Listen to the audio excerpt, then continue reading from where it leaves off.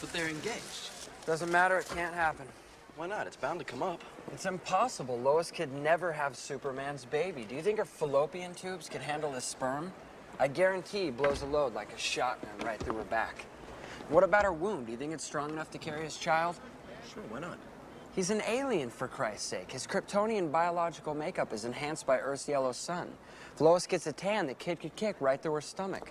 Only someone like Wonder Woman has a strong enough uterus to carry his kid. The only way he could bang regular chicks is with a kryptonite condom. That would kill him. How did I go from the verge of hot Floridian sex with Brandy to man of steel coital debates with you in the food court? Kyrgyzstan is not part of the food court. Well, of course it is.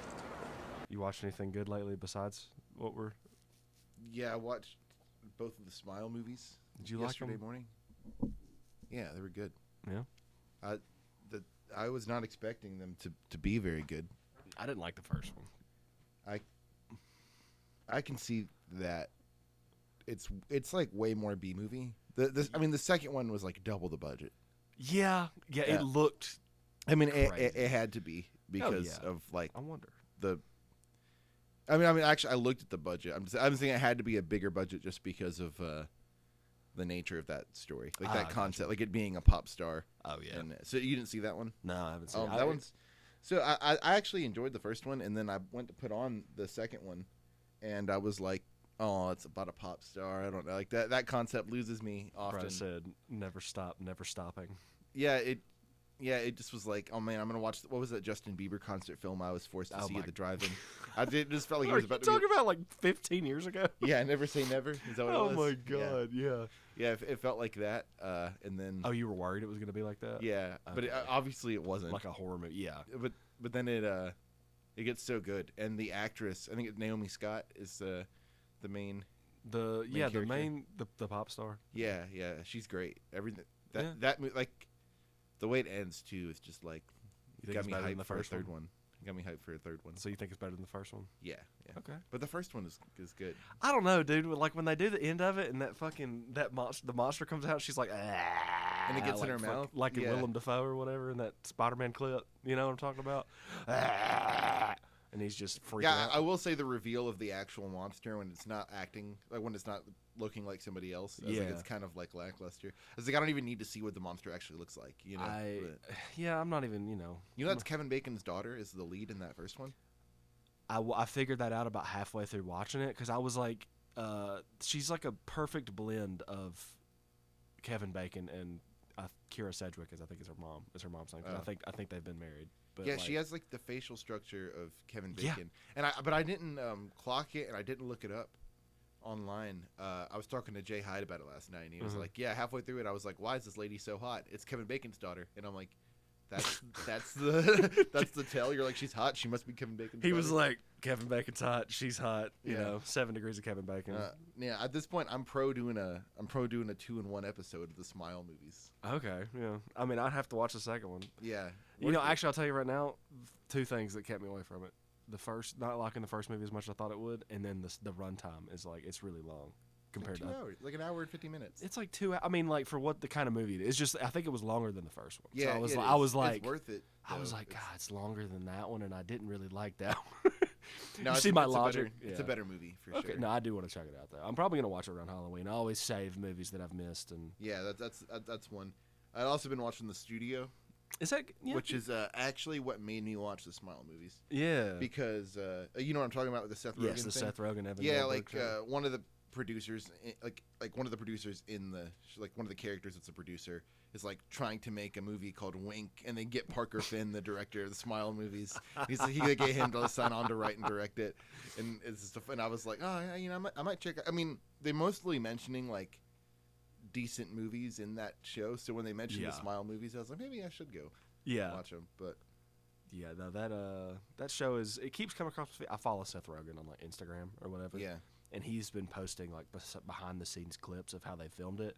Very cool watching them how they do their camera work on that show. Yeah. It's a lot of one takes and single camera usage and stuff. It's so good. Especially the first couple episodes are doing a lot of the one take stuff. Yeah. And there's like, they have a big star on almost every episode.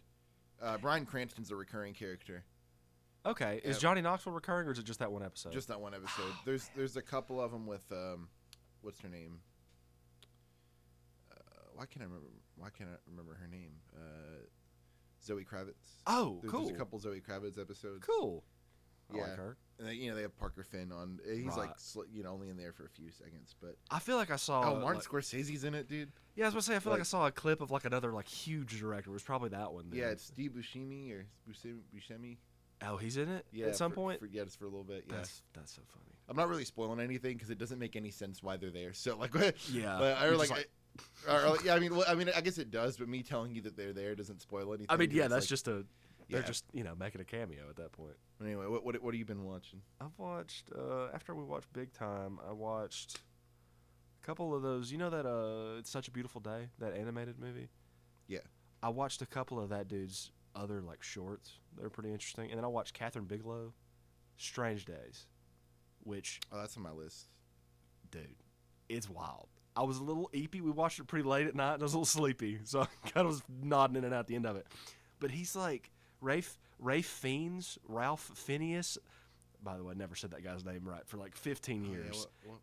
I think it's Rafe Fiennes. What else is he in? I mean, a million movies. Yeah, he was I in watched the something recently, I think. the Menu. Is that what it's called?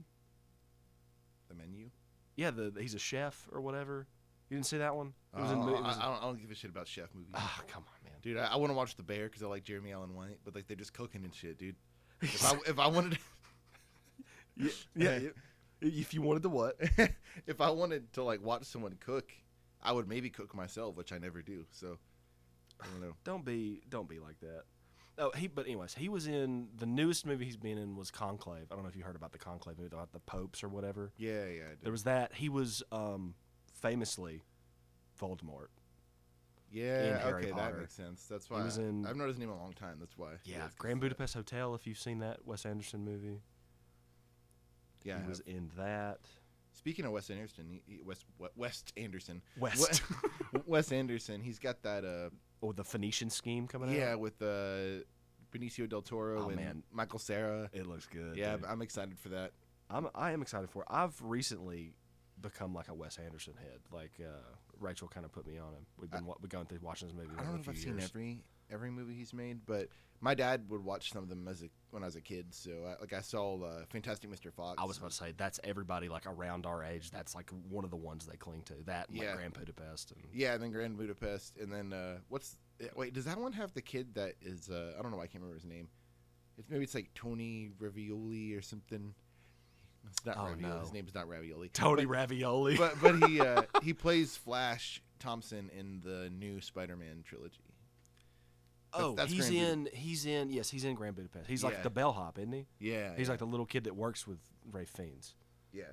I didn't realize how recent of a movie Grand Budapest Hotel was until I watched it and saw that guy in it. I'm like, he's a youngin'. He's a young man, strapping young lad. Yeah, it turns out Strange Days came out in like '95, I think. So I think that movie turned 30 this year. Wow. I was watching it. We were talking about me and you talking about watching Point Break at some point. Yeah. We threw it out there, and I was like, you know what? I'm gonna get a little more into Catherine Bigelow. You know, I don't know if you. I mean, she made like the Hurt Locker, Zero Dark 30. I don't know if you ever saw I've seen those. Hurt Locker. Yeah. And Near Dark, that's like from back in the day. I don't think you can find that on like a DVD that's not like $100. Wow. Yeah, Is it's it just on one of the. streaming? No, I don't think it's on streaming either. It's just one of those things, rights issues, and it falls kind of the wayside. You know, kind of like how we were talking about Big Time last week. Yeah. Talking about That's a bummer when stuff like that happens for movies that people care about. Yeah, I know, right? It kind of happened with what we're talking about today. I feel like. It did for, I guess not for nearly as long as some things. Oh, but, yeah, no. But what we're talking about today is Mallrats. We have yet to mention. Oh yeah, Mallrats. It's also turning 30 this year. I looked it up. Yeah. It's in October. Yeah, they better something. do like a theatrical run of it again. They probably won't because I think they did a 25-year theatrical run. You think? Well, no, because that would have been in COVID. Yeah, maybe they moved it to 2021 or something. It's so they very could- possible that yeah. they did that. Because I remember seeing that it was playing in some theaters. I mean, not like every theater. But Oh yeah, they had like very a small, select dates around the country. You or know, I whatever. think that they could put this movie like wide release in theaters and people go see it. Oh yeah. Go see it again or see it for the first time. I think like back then, comic book movies weren't huge. I mean, you had your Tim Burton Batman, and it had been 20 years since they had started doing those Chris Reeves Superman movies, which people started to hate by the last one, by the Right. fourth one, because it was bad. So like a movie about comic book culture and kids that walk around the mall, just like, I don't think that was hitting back then the way that it might hit for people to look back in retrospect now. Yeah. Then again, I wasn't alive then, so I don't know. But that's how I feel about it. So I think now, like, if you find a section of the year where there's not any comic book movies coming out and you throw this in theaters, I think everybody flock to it. Especially considering, like, Stan Lee's a dead man now, and he's in this. Man, So that he is in this. He's great. That's jumping ahead a little bit, but I remember marking in my notes. I was like, it's nice seeing him. yeah, Very handsome. yeah. I love his voice He's too. I looked think old everybody- forever though. He Like, has, dude. crazy. Like, What was he in his 90s when he passed? yeah, I think so. Maybe. So I mean, Jesus Christ, at that point, because 2019 was his last cameo, wasn't it? yeah. So yeah, dude. I mean, at that point, he was pushing his 60s for Mallrats. Anyways, Bro never got to see Endgame.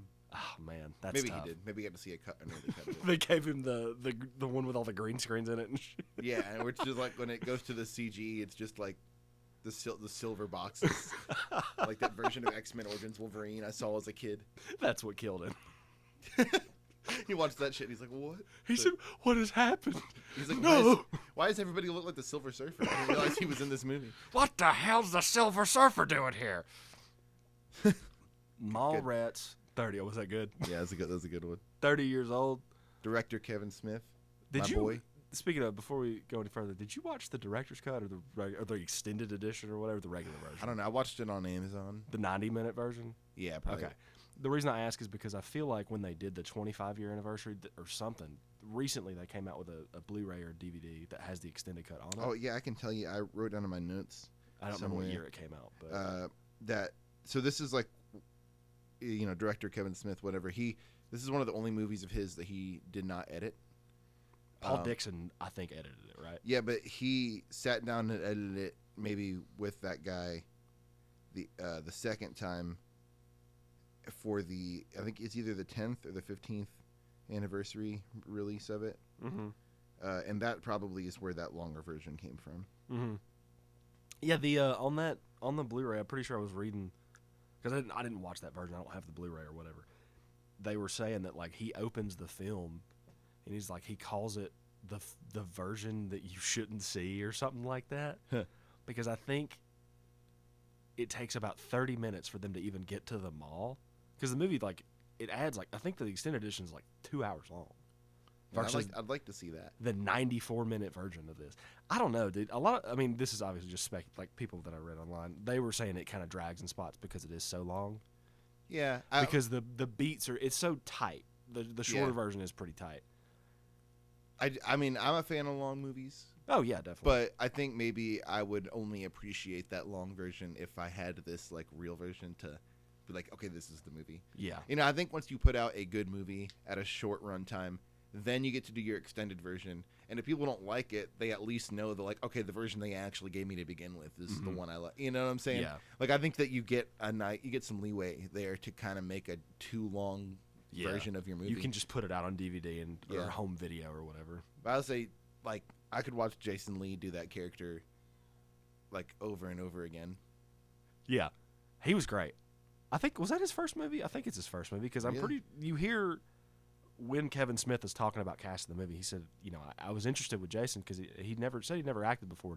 He said somewhere I was listening to an interview, he said it actually kind of made him more comfortable because like Clerks, most of the cast had never acted before either.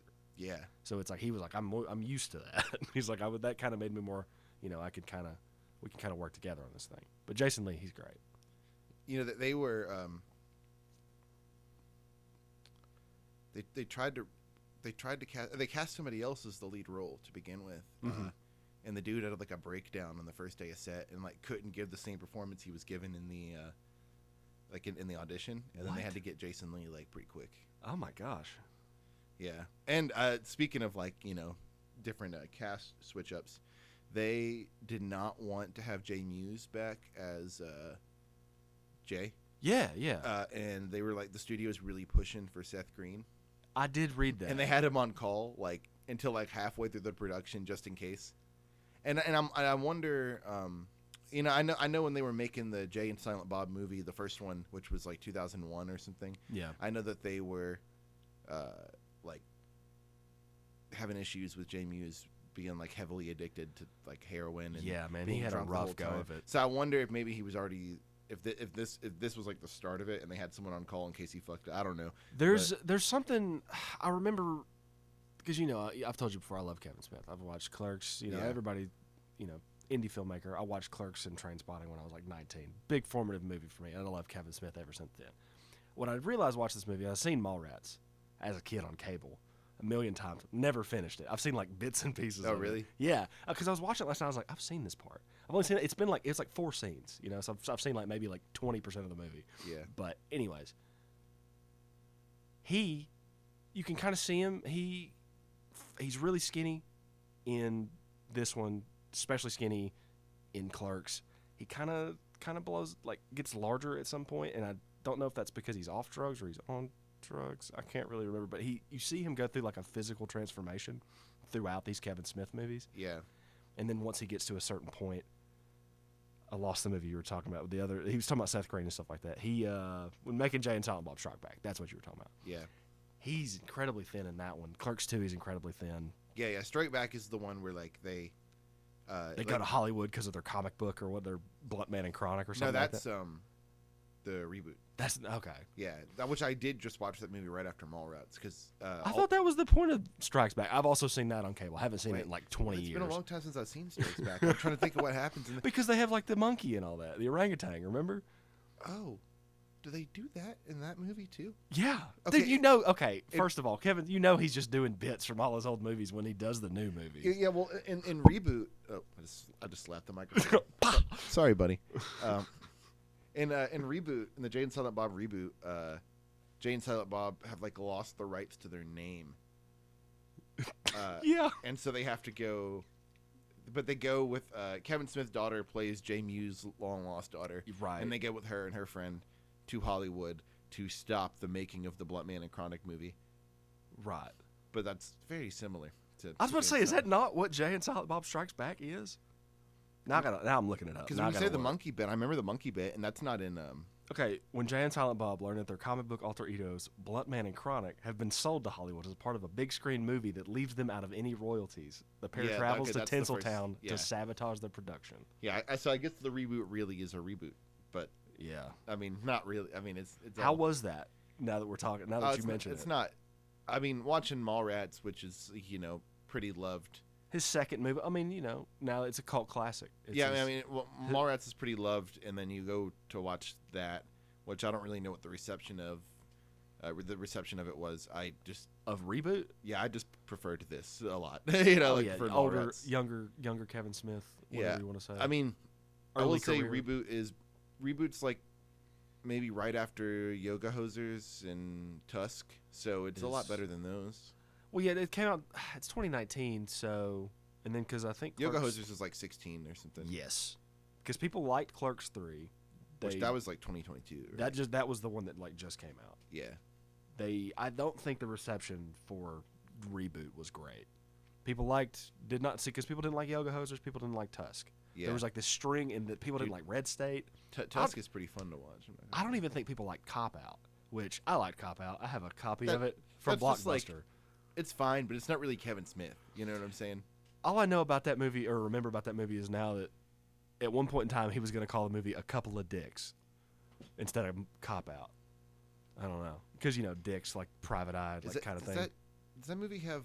It's Bruce Willis and Tracy Morgan. Yeah, but it has Tracy Morgan in it. That's pretty funny. I forgot Tracy Morgan existed. Is it not the beginning of the movie where he's like, talk dirty to me, like, fart in my mouth, Oh yeah. shit on my chest? Yeah. She's like, what the fuck? I saw that clip recently. I didn't remember what movie it was from. I couldn't remember if it was from Cop Out or a different movie. Anyways, we have gone down a little bit of a path of Kevin Smith. Yeah, we did a Kevin Smith run through. But this movie is about Brody and T.S. They both get dumped. They gotta hang out. Where do they go? They go to the fucking mall. Yeah, and they literally spend the entirety of the movie in the mall. The whole day in the mall. I mean, that's what you would do. Yeah. There was that's God. When did that kind of? I think that culture officially died probably about 2013, 2012. You think it took that long? Well, I'm just thinking about our own personal mall. Well, You know? I was at 14. I was going to that mall and it was dead. And I was not going there to hang out very much. I was going to the movies and I'd hit the food court. And Exactly. That was the thing to do, though. And that's... Well, I mean, there was still FYE when I was going to the mall, and there was it still closed GameStop. around then. Oh, we had a GameStop in our mall? Directly across from the FYE, where How do I not remember that? It's a perfume store or a jewelry store. It's When right did that next to GameStop Claire's. close? Right next to Claire's. When did that close? I don't remember that. Dude, I was probably still in high school, if I had to Yes, guess. I guess I was in middle school. I wasn't going much. Yeah, like... Well, anyway. Yes. You're talking about TS and Brody. Brody is, he said Jason Lee. TS is played by, where's his name? Jeremy London, Jeremy I believe London. is his I've never name. seen him in anything else. So... But he did I thought he was maybe, of the two leads, the better actor. He was really good. Yeah, I really enjoyed him. Well, because I'm pretty... And I'll have to... As we're going along, I'm going to double-check this while we're talking. I'm pretty sure this is Jason Lee's first movie. Like, Yeah, I mean, ever I would, acting. And if I could see with that information loaded in my brain, I can kind of tell, but I don't think he did bad. He's No. so funny. No, he's no, so naturally charismatic. Yeah, too. he's pretty charismatic. He's naturally funny. He does do like the same voice for every line, you Mhm. know. But Got this exasperated way of talking. yeah, which is kind of something that I would think someone that doesn't act much would do, but it just works, like. But that's kind of how he is. You know, Yeah, like mean, from My Name Is Earl. To I was about to say like he the does a skate little bit video of that in My Name games. Is Earl. He's definitely more experienced by the time Oh, he gets to yeah. My Name Is Earl, but he does do a little bit of. He's yeah. just got like the cadence of his voice. I think is part of it too. So And it's funny because probably the first thing that I saw him in as a kid was My Name Is Earl, and then the Alvin and the Chipmunks movie. oh my god. So then it was like, then I went back in time and watched like Chasing Amy and stuff. And Right. he pretty much plays the same character in this movie as he does Chasing Amy, but they're named different things.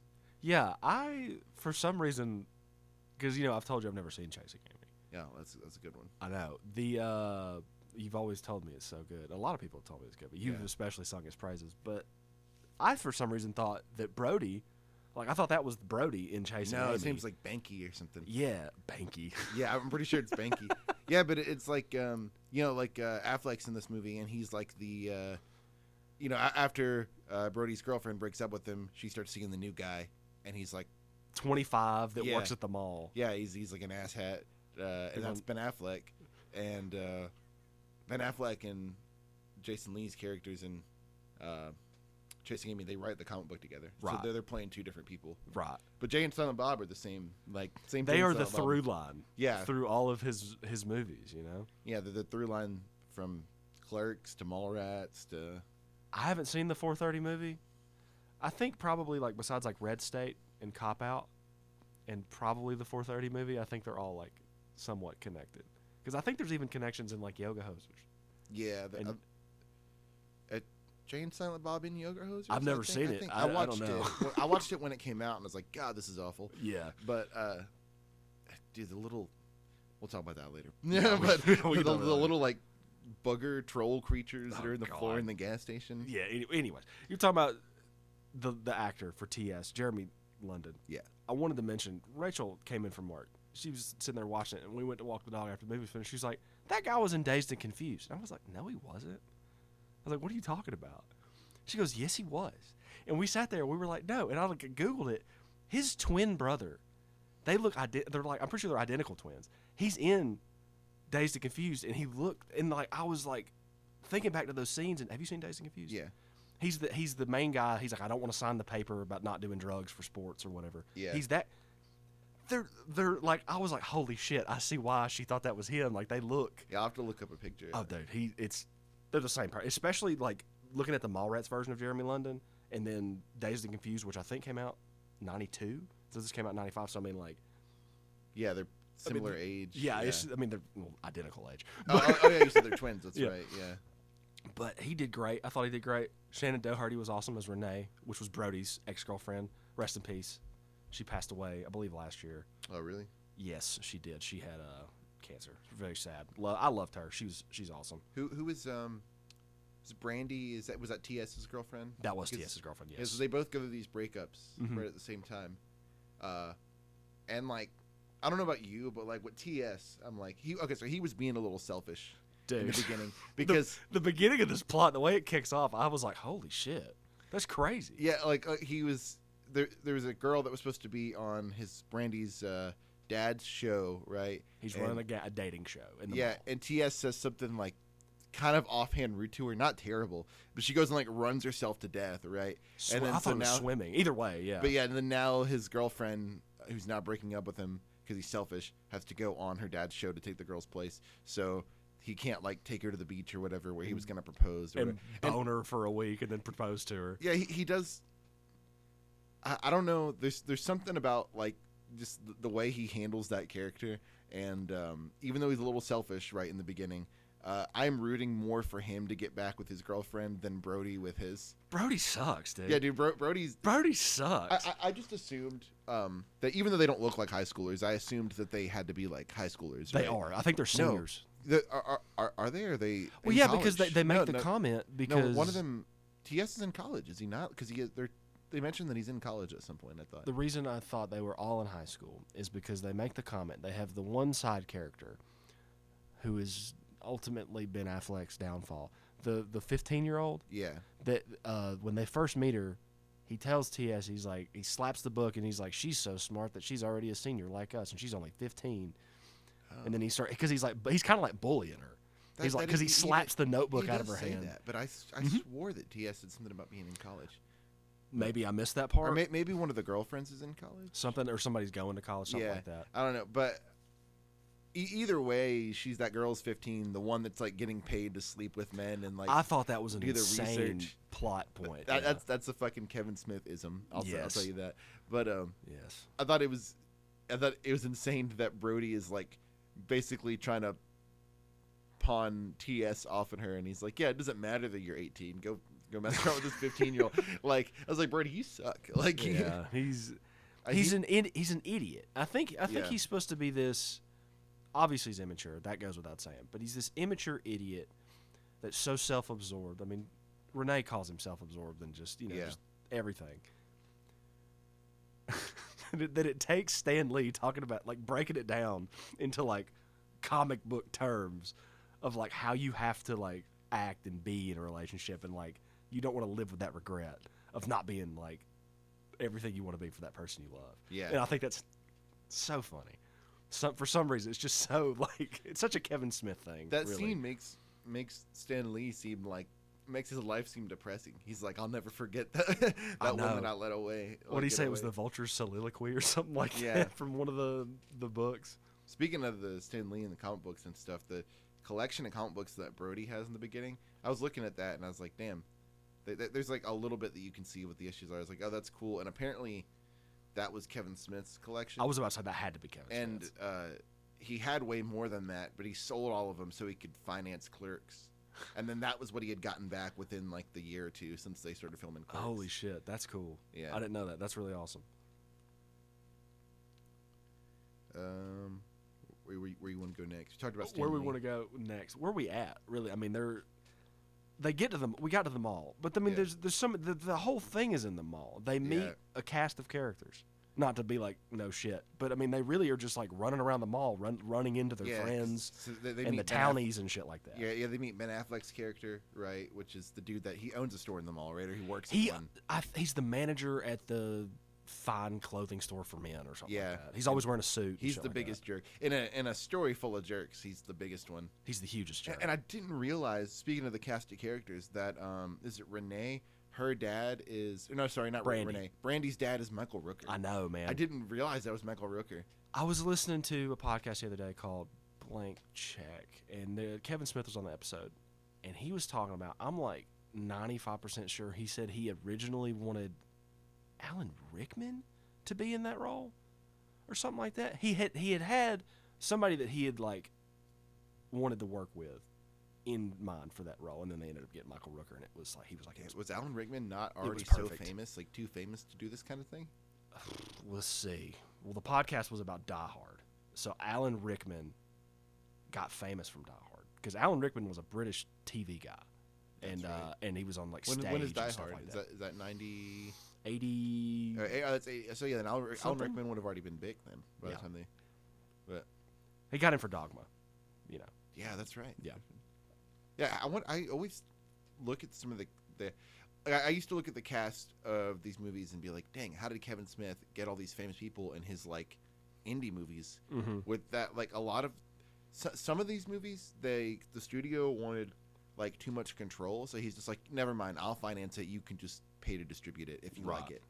And so it's like he's really like paying some famous actors. And then I realized like, okay, Jason Lee wasn't big. Yeah, that's how we got Jason Lee. Oh yeah, Ethan Suplee, if you remember Willem, the guy that's trying to find the sailboat. That's another character they run into. He's just standing there the whole movie.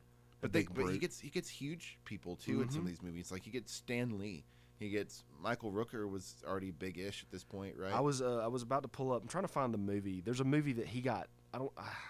I hesitate to say he got big off of because I'm not exactly 100% on his career, but it's called Henry, Portrait of a Serial Killer. Have you ever heard of that? Yeah, I have. It came out in '86, and I think that was like I need to watch that. what kind of put him like in front of a lot more people. Michael Rooker, Yeah, I think. and this is 9 years later, so it's like Yeah.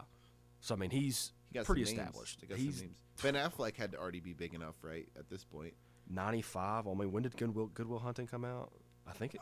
Good Will Hunting is actually after this. Is it right after this movie? Yeah, Kevin Smith put Good Will Hunting in front of somebody. Like It's 97. So Yeah, he put the Good Will Hunting script in front of somebody that needed to see it, and like was like, you need to cast Affleck right. on this. Like he gone for him. So that's interesting that Kevin Smith had something to do with Good Will Hunting. Right? That is wild. Like, and it just feels wrong for that movie to be after Mallrats. You know what I mean? It does. No, I know exactly what you mean. Like, I don't know. Well, because the whole point of before I go down this rabbit trail about Ben Affleck's character in Mallrats, have we talked about every character? No, Joey Lauren Adams. Yeah, Gwen, is that her name? yeah. I think so. Your girl from Chasing Amy. Yeah. Oh my God, I love her. I have such a crush on her. She's so good. I really wonder why Kevin Smith didn't just, when he was making Chasing Amy, didn't just have Jason Lee and Jason Lee and Joey Lauren Adams be the same characters in Chasing Amy, because I think it could have worked. Yeah. I think like because they were aged up a few years, but I think the only reason is because he establishes in Mallrats that Gwen is not a lesbian. I've never seen Chasing Amy. Is she like lesbian or is she like bisexual? Is like that the whole point of the movie? I don't want to spoil it. If yeah, it is. it's like that's part of the. But like she's like they make is in a '90s kind of way. They kind of like poke fun at the fact that she likes to sleep around with people. Gwen in Mallrats. So they bring that up. That's part of her character in Chasing Amy too. That's why is that she has slept around with a bunch of men and women. Is like that's a big point of contention. Okay, there, I so. see. Okay. I need to watch the damn movie. Yeah, you should. We'll have to do a podcast on that one. But you're talking about Ben Affleck's character? Yes, his to add to how awful and slimy and terrible he is, he gets to a point in the movie. The reason he goes after the women that he goes after is because he says they're easily impressionable. Yeah, easily open to suggestion. Yeah, is what he says. They're recently broken up with. Invulnerable. Yeah. And then there's the running bit is he's like, so you can get him to do things easily, and everybody's like have sex in the back of a Volkswagen. Dude, like that cracked me up so bad. When they're at, like, not to jump completely ahead, but like right at the end of the movie, when Gil, the other contestant in the dating show, he's like, Jason Lee's like, he wanted to make my girlfriend do something very, very uncomfortable or something like that, and Gil's like have sex in the back of a Volkswagen, and he turns around and looks at him. Which I don't know if you clocked that. That's old boy from Clerks. That's not Randall, but the main guy. I didn't realize that. No goatee. He didn't have a goatee, and he's got the long hair. I haven't seen Clerks in like probably 10 years. I watched the first Clerks like 10 years ago. I was like 15 or something, and I haven't seen the second or third. I have never seen the third. I've seen like half the second one. But yeah, Ben Affleck's character, awful. He did great though for the few scenes he was in it. Oh yeah, I thought he was awesome. He's so good at being a friggin' asshole. Like, he's great. Yeah. Every movie that I've seen him in where he's an asshole, I'm like, this seems right. Like I didn't like him as Batman very much. I never saw his Batman movies. Well, he didn't actually even get his own Batman movie. They tried for a long time to get him the movie that Pattinson plays Batman in, originally that was going to be that project was originally supposed to be directed and written by Ben Affleck and starring Ben Affleck as Batman. And it kept getting pushed back, and then eventually they got Matt Reeves on the director as director, and then Ben Affleck was still going to be in it, but then his vision changed, and they want to do a younger Batman, and so Ben Affleck kind of got screwed. Thank God. Yeah, I mean, what movie was he in? He was in Batman vs Superman and Justice League, and Okay. I think he's got a little bit in that first Suicide Squad movie that's unwatchable. Oh, wait, I saw that in theaters with my parents. It's terrible. Yeah, have you seen the second one? Yes. Much better. I watched that on HBO Max. I really enjoyed it. Yeah. I like Sticker Man. Or Polka Dot Man. That's what it Yeah, is. yeah. Anyways, we went down a little rabbit hole. They are in this mall. This is a great movie. This is a great suggestion you made. I just want to throw that out there. Oh yeah, it's I knew it'd just be fun. It's just one of those Yeah. things that's funny. I was kind of worried, it being the 90s, it being Kevin Smith. I was worried there's going to be some stuff that just like didn't age well. No, he's good about that. Like You know. that's like one of the reasons I like Chasing Amy so much is that for the time it tackled those and this movie does the same thing, but tackles concepts that were just either not talked about in movies back then or like really mishandled. Mm-hmm. And I think that he does a great job with that. He's always been woke, as he'd say, woke Yeah. Kevin Smith. He's a nice guy. Yeah. Seems like, at least. I would love to go to his cinema, which is apparently where he made his new movie at, but up in New Jersey. But, What movie is it? The 4:30 movie. Oh. It is. You didn't know the 4:30 movie? No, No. it's really quickly. It is. I think it's just about like teenagers going to the movie theater and sneaking through theaters all day because they pay for one movie. Because that's what he would do as a kid. So Yeah. it's like one of those like self-insert like, and he now owns that movie theater that he would do that at I was as a kid. confusing that with the 413 movie. The 413 movie. Yeah, that's the. I think James Gunn worked on that one. Okay. It may not be called the 413 movie. Maybe I'm tripping. Either way, little. We keep going down a lovely little rabbit It's trail. all We right. It's all irrelevant. we could talk about. I could probably just ramble on about Kevin Smith Yeah, because he has been. I don't know about you, but he has been like in the background, like a lot of people probably too that are like into movies and stuff like that, just playing since I was a kid. Like I told you, I'd seen this and I didn't even realize it on cable Yeah.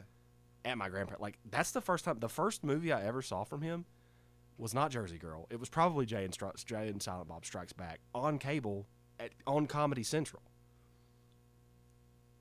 with television ads and all that shit. But it was at my I was too young to be watching it. I need to rewatch that one. It wasn't free on Amazon. Yeah, so I gotta pay for that one. You gotta pay for Mallrats it. is free. Yeah, Mallrats was free. Tracing Amy's not free, but thanks to you, I have that on DVD. I still need to watch that. I keep saying that. I keep saying it. I need to watch that movie. But something I wanted to mention. Yes, I feel like please. going through this movie in a linear fashion is just not really doable because it's the whole thing is in. You can't really jump from location to location. It's Well, I all- mean, I agree. I Also, a wanted to fool's mention errand. That bit. There's so many funny bits in this movie. I mean, it's a comedy. There's you know? they set up in one scene and they pay off like either the next scene or the Yeah. scene immediately that like after to me that is one. like his best writing. Like Yeah? some of Kevin Smith's best writing is in this movie because of things like that. But something that cracked me up, dude, is when they go and it's still in the mall, right? And they go and see that lady that's like I don't know what you would call They her. go to the flea market dirt mall or whatever, and she's got the 3 nipples. Yeah, The fortune teller. Yeah, and she takes off her shirt. And immediately Brody notices, and he's like, "What the fuck?" And He's grossed out. yeah, and then TS is just talking to her, like looking her straight in the eyes, not noticing. And then she says something about having a third nipple, and he's like, "Oh, I didn't notice." And He said- Brody's like, "What the?" He said, "Oh, Like, that's loses- incredible." He said, "That's disgusting." But Brody what are you loses it. talking He's like, about? You're kidding me. You didn't notice? Like that was. It was so good. And I think it's especially funny that TS doesn't notice and that Brody reacts like that because the camera itself keeps looking at zooms in on the third nipple Just every keep 5 showing seconds. it. Just Yeah. keep showing that nipple, dude. That was a very good bit. Yeah. The stink palm bit, that was a good one. Oh yeah. The running gag of like a Buster Keaton routine for Jay and Silent Bob trying to destroy the stage, and Silent Bob keeps getting thrown into the dressing room. Oh, Like yeah. going head first into the like just getting knocked out every time. There was one bit that he had to cut out of the movie that was pretty crass and sexualized for that. It had to do with that bit. I think he was, at the end of it, but they cut that part He out. was wanking it. Dude, I don't know. That's just what I read. He was like, yeah, I had to cut that part out. And I'm like, Jesus, Kevin.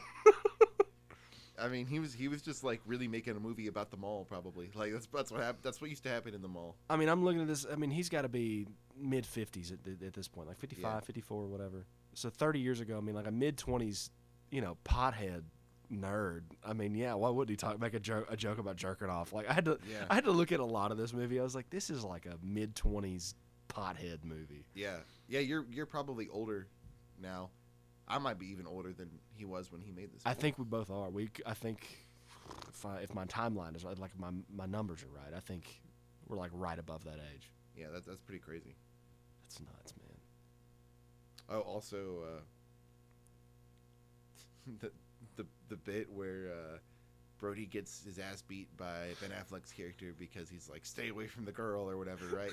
And he says like he doesn't want to tell him what happened. He doesn't want to tell Jay and Silent Bob what happened for some reason. Yeah. And he's just sitting there and they're like, stitching him up or whatever. They're helping him out. And he's telling him that it was the Easter Bunny. And so then Jay and Silent Bob are just beating the shit out of the Easter Bunny in front of all the kids in the mall, dude. That was so good. I loved it. They were great. He really got some good bits with Jay and Silent Bob. I was really happy about that. I was worried because I've heard a lot about this movie, never watched the full thing, and then seeing it all come together, I was really, really pleased with what I saw. I'll say though, I think Jay and Silent Bob work best as those kind of that role in a movie. Mm-hmm. I know it's been a long time since I've seen Jay and Silent Bob Strikes Back, and I'm gonna go rewatch that. But having just seen the reboot, and then the two movies that I'm the most familiar with that Kevin Smith has done are Mallrats and Chasing Amy, and Jay and Silent Bob are perfect in it because they're only in it for like they get 30 minutes of screen time max. Yeah. That's their those are background characters. They're just sprinkled throughout the entirety of the film. Yeah, it's like a little seasoning on the dish. I think that's the move for those characters. Because they just have the chance to come in and be really funny. Yeah. And then do a really good bit. Yeah. I mean, Jesus Christ, there's that one bit they're running from the cops in the mall. Like they're outside and like Jason Mewes is just like, ah! Like he's making these insane vocalizations, like screaming, like running away from him and stuff. It's just like physical comedy, just gags, Yeah. With them slapstick. It was just slapstick. Yeah, with them. they are like slapstick characters, and I think that when you try to make a whole movie out of slapstick characters, you either have to compromise like what they're written as, or just have an entirely slapstick. That's the thing with those kinds of movies is they've got to be like tight. Yeah. Like a slapstick comedy, like it's got to be tightly written. I will say Jay Mewes does get better at acting as they go on, so he probably yeah. I mean, by the time they make Strikes Back, he maybe is a better actor and more has more star power. Like leading role. Yeah, he was a baby in this one. I was noticing that. Yeah. Rachel pointed it out to me too. He still does a fine job though. Oh yeah, I I love him. I couldn't. I mean, they wanted to have Seth Green play that character. I can't imagine that. No, that wouldn't have been it. What do they? I think Kevin and Jason Mewes refer to each other as hetero life mates. I mean, they're best friends. They. Yeah. I don't think you don't have Silent Bob without Jade. You don't have Jay without Silent Bob. As those two men. You know what I'm saying? Like Kevin and Jay. Like I don't think it works any other way. Let's see. What have we not hit? I'm not super worried about hitting the story points in this one. I mean, dude, this movie has a story. Eventually they get on that dating game after he stink palms him. They've got a few different bits. Jason Lee gets beat up. The Easter Bunny gets beat up. Yeah, they grapple hook. Jay and Silent Bob grapple hook. I mean, this movie does have a plot, but it's just a plot that is like surrounding good bits. Yes.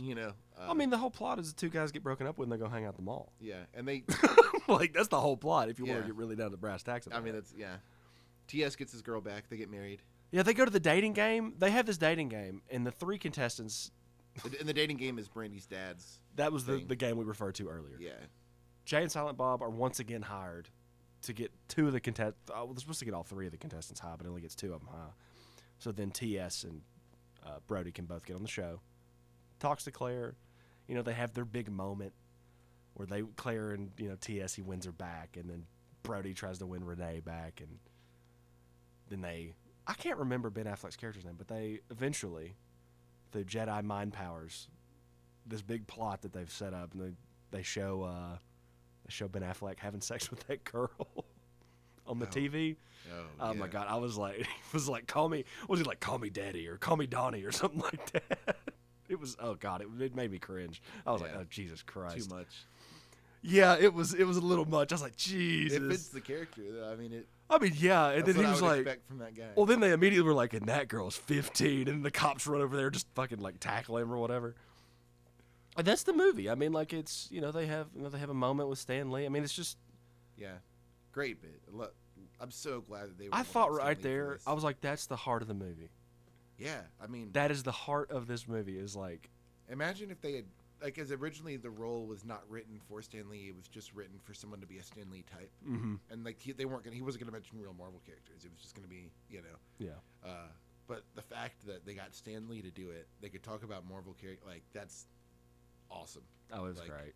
That, like you said, that really makes that's it. Really, like that third act is transformed by that. You know, like I'd say that's the start of the third act right there, or the end of the second. Yeah. I'd say it really transforms like how Brody behaves for the rest of the movie. Well, it gives Brody a different perspective. I think he finally, like, you're like, finally, you idiot, you get something. Maybe not everything, but you get something. You get it. You know.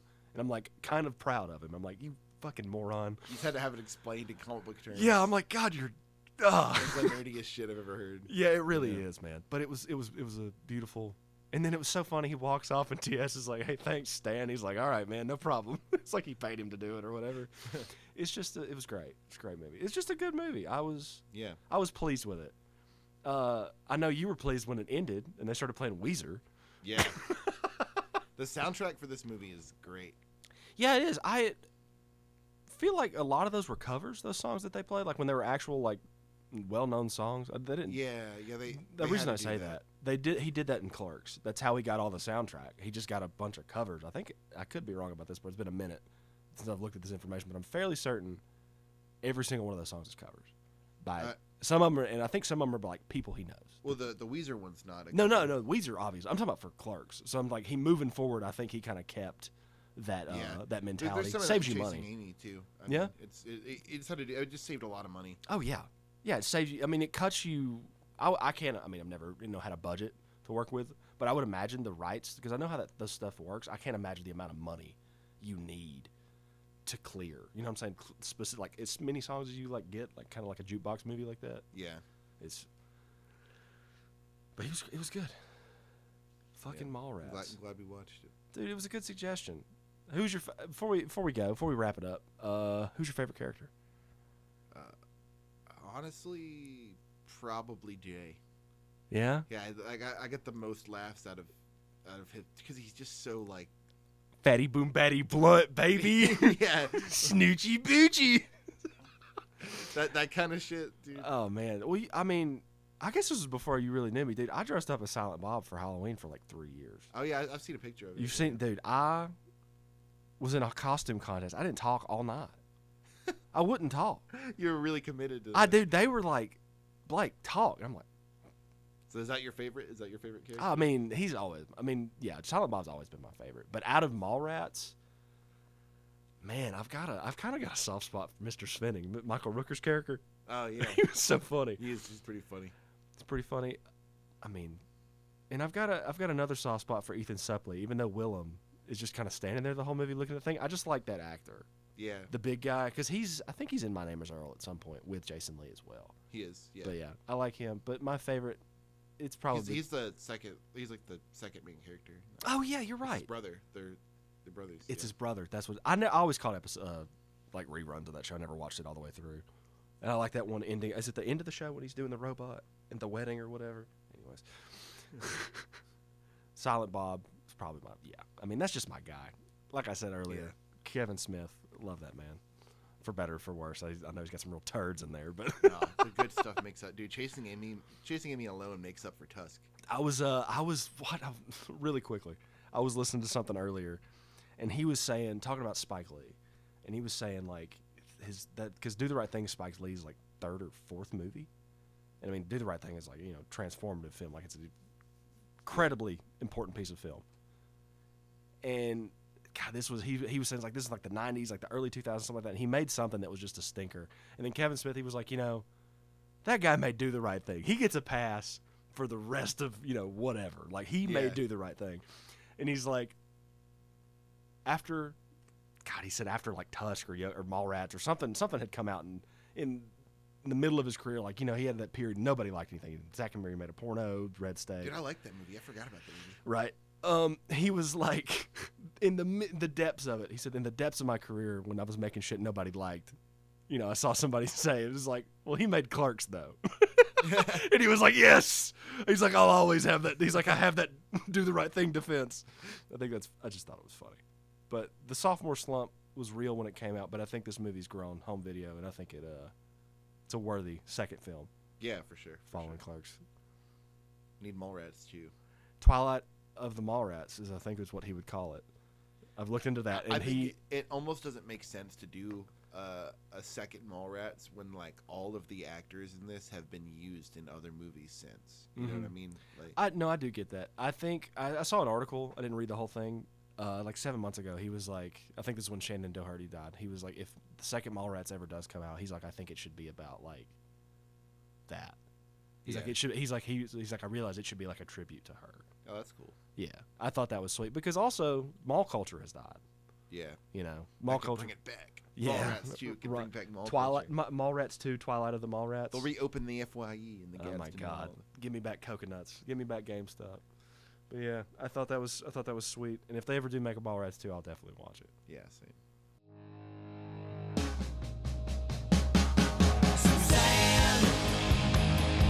You're all that I wanted of a girl.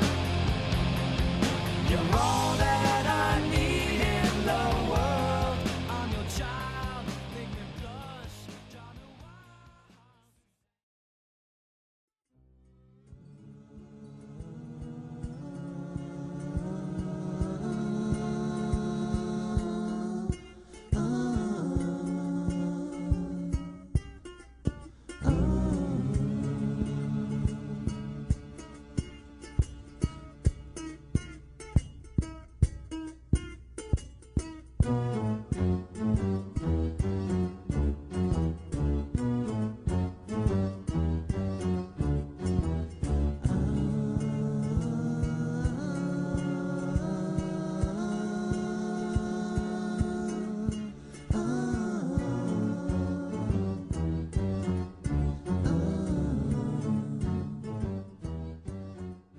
Telling me I watched RoboCop 2 for the 10th time because I came over here to record again? Wait, you just watched Chasing Amy with me just now. We just watched that.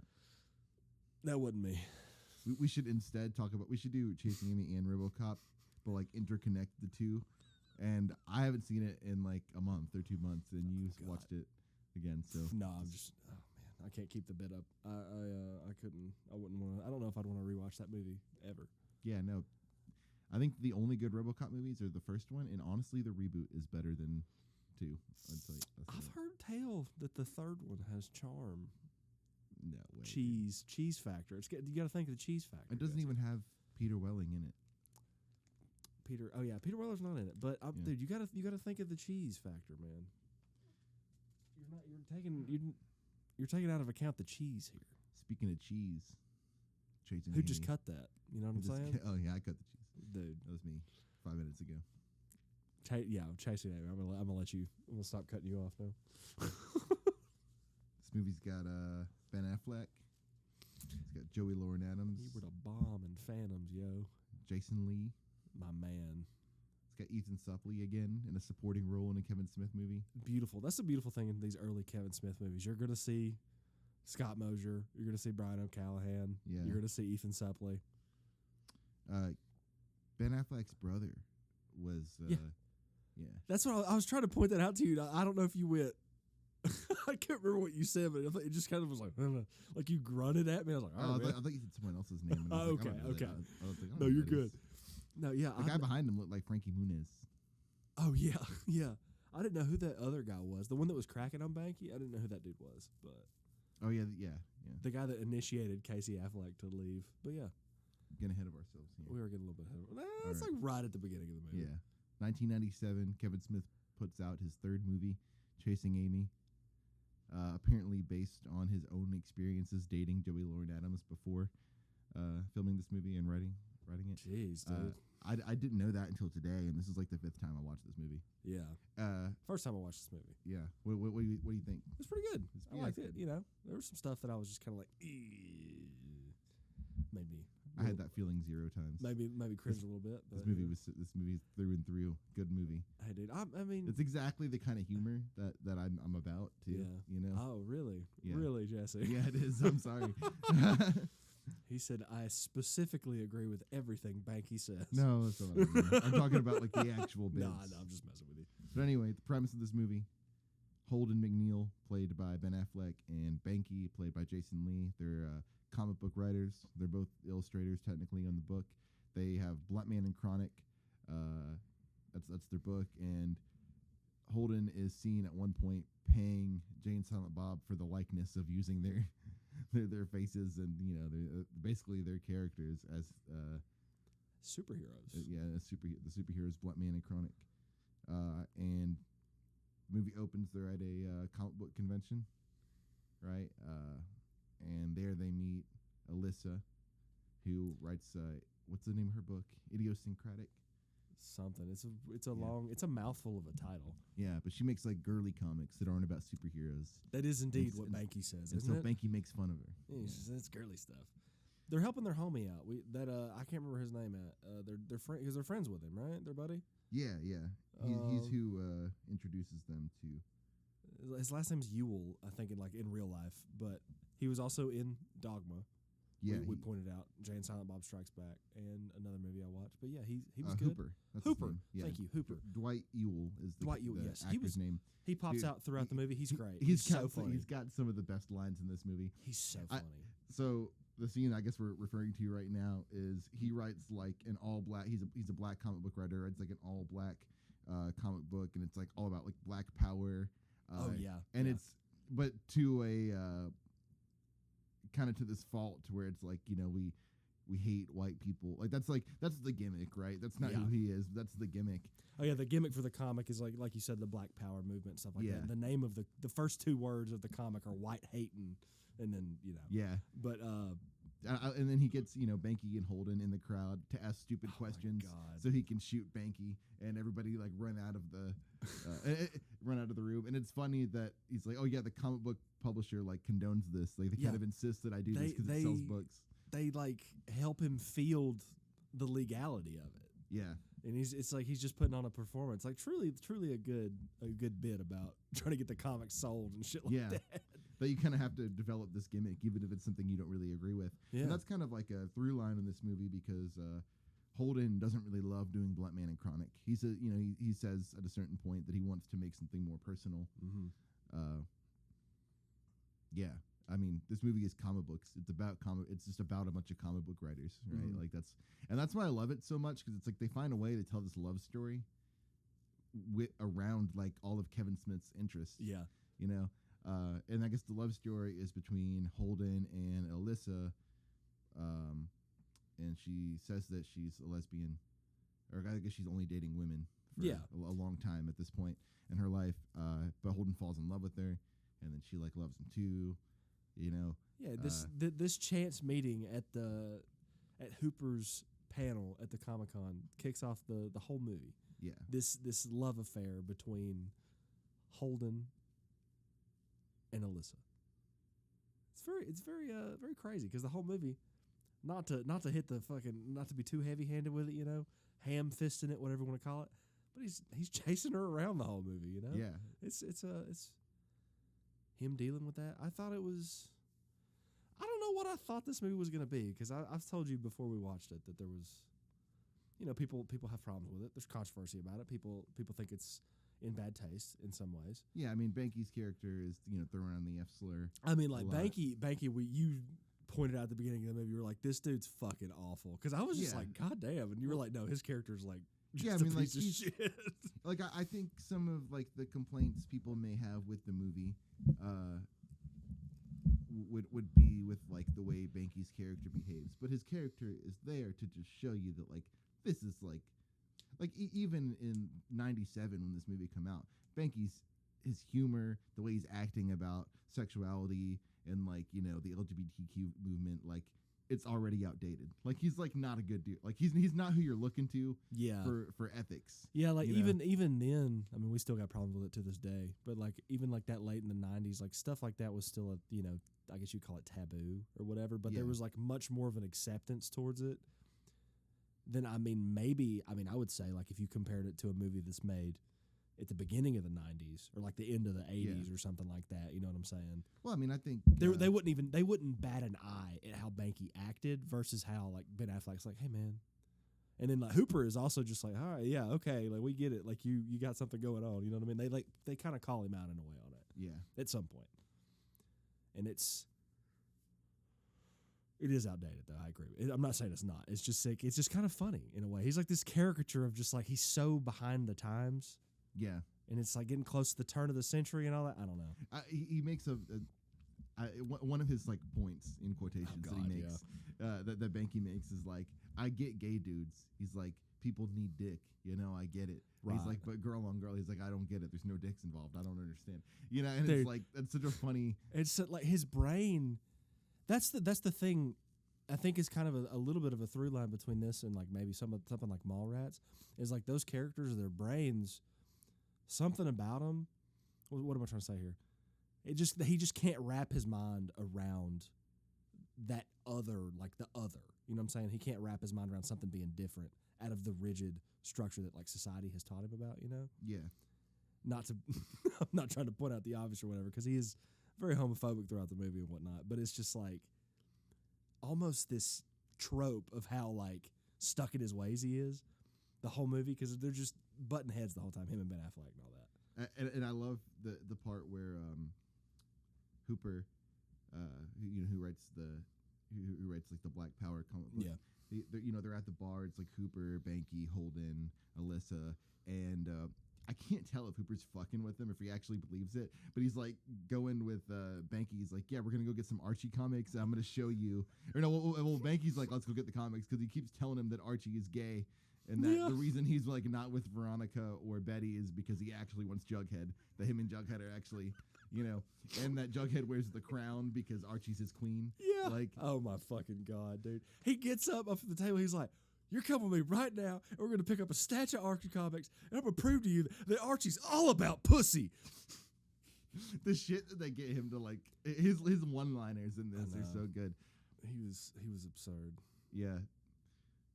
And I guess something we haven't mentioned yet is that as you get into this movie, Alyssa and Holden are falling in love, right?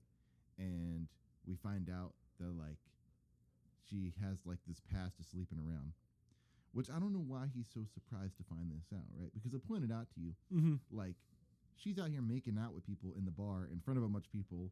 Right. Not like trying to hide it. Not like she's already like publicly physical. If you're comfortable enough to do that in front of a bunch of people, you can assume, that she's done other things. Yeah.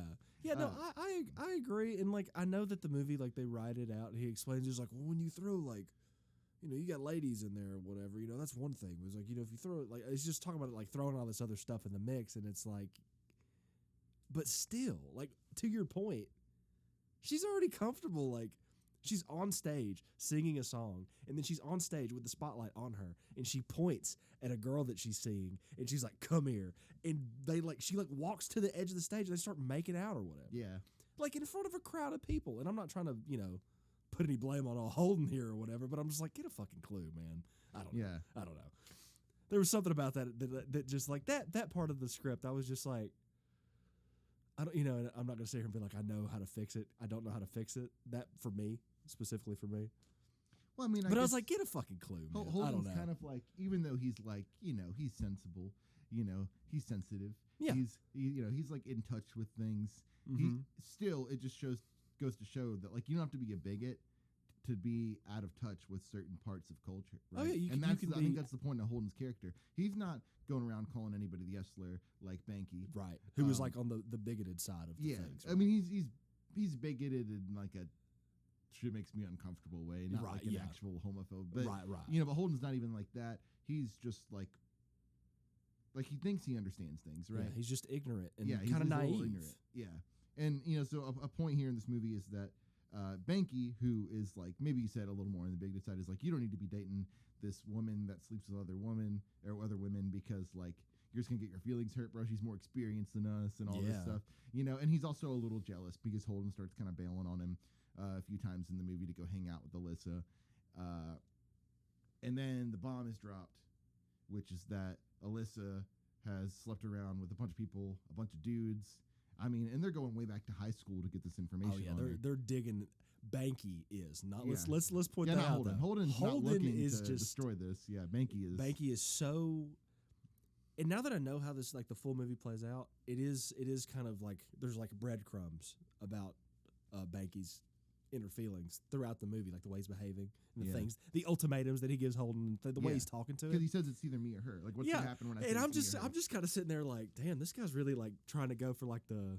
You know that old mantra, bros before hoes kind of thing, like that frat bro mentality. I was like, man, he's really hammering that home. And then it finally hit me, and I was like, oh, yeah. I guess we'll we'll get to that in a minute. But yeah, they call her finger cuffs. Oh right? god, she had so many on both sides of her, and that's the thing. And I don't know if it's maybe just like growing up being a teenager in the 2010s. Versus being, like I guess they're probably in their early 20s and the late 90s, right?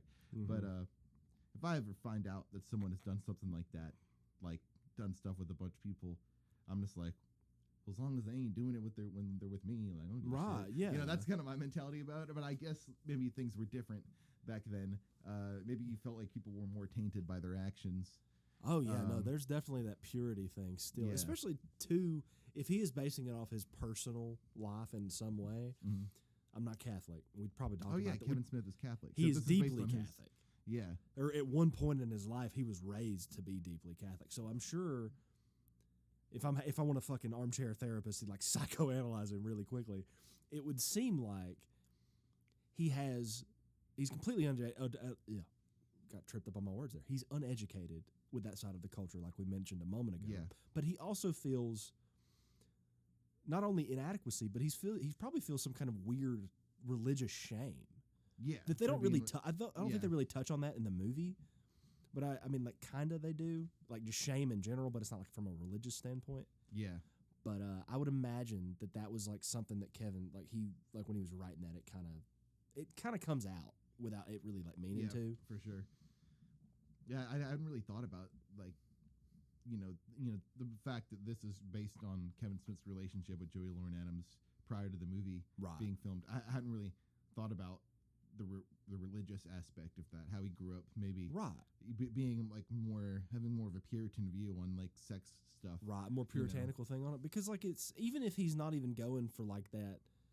Because, I mean, even today, I mean, like now, he's not a super religious guy. I mean, Dogma comes 2 years after this or 1 year after this or whatever. Yeah, But it's like, that is like a lot of just his past, his upbringing, knowledge, history that makes this story. I think, we just talked about Dogma on the last episode, which will probably come out, but it was going to come out before this one. Right. Dogma probably is this midpoint in his like adult life with religion where he reaches a different understanding of it. Mm-hmm. Not to say he loses his faith. I doubt that he lost his faith. But I think Dogma kind of marks this point where things change for him. Mm-hmm. Like writing what he did in that movie and just the outlook you can tell that he has on it at that point. But a lot of interesting stuff going on in this movie, especially when you consider that this is based around his own life, which he kind of is a guy that just writes about what goes on in his life. That's what he's done. Yeah, for sure. I mean, like I think we mentioned it briefly the other day, like that newest movie he came out with, the 4:30 movie, is like it's based on his like childhood, teenage years. Like they would go to the movie theater and just go to pay for one movie and then sneak in through the other theaters all day, right? Yeah, that's just what he's still doing that to this day, So yeah.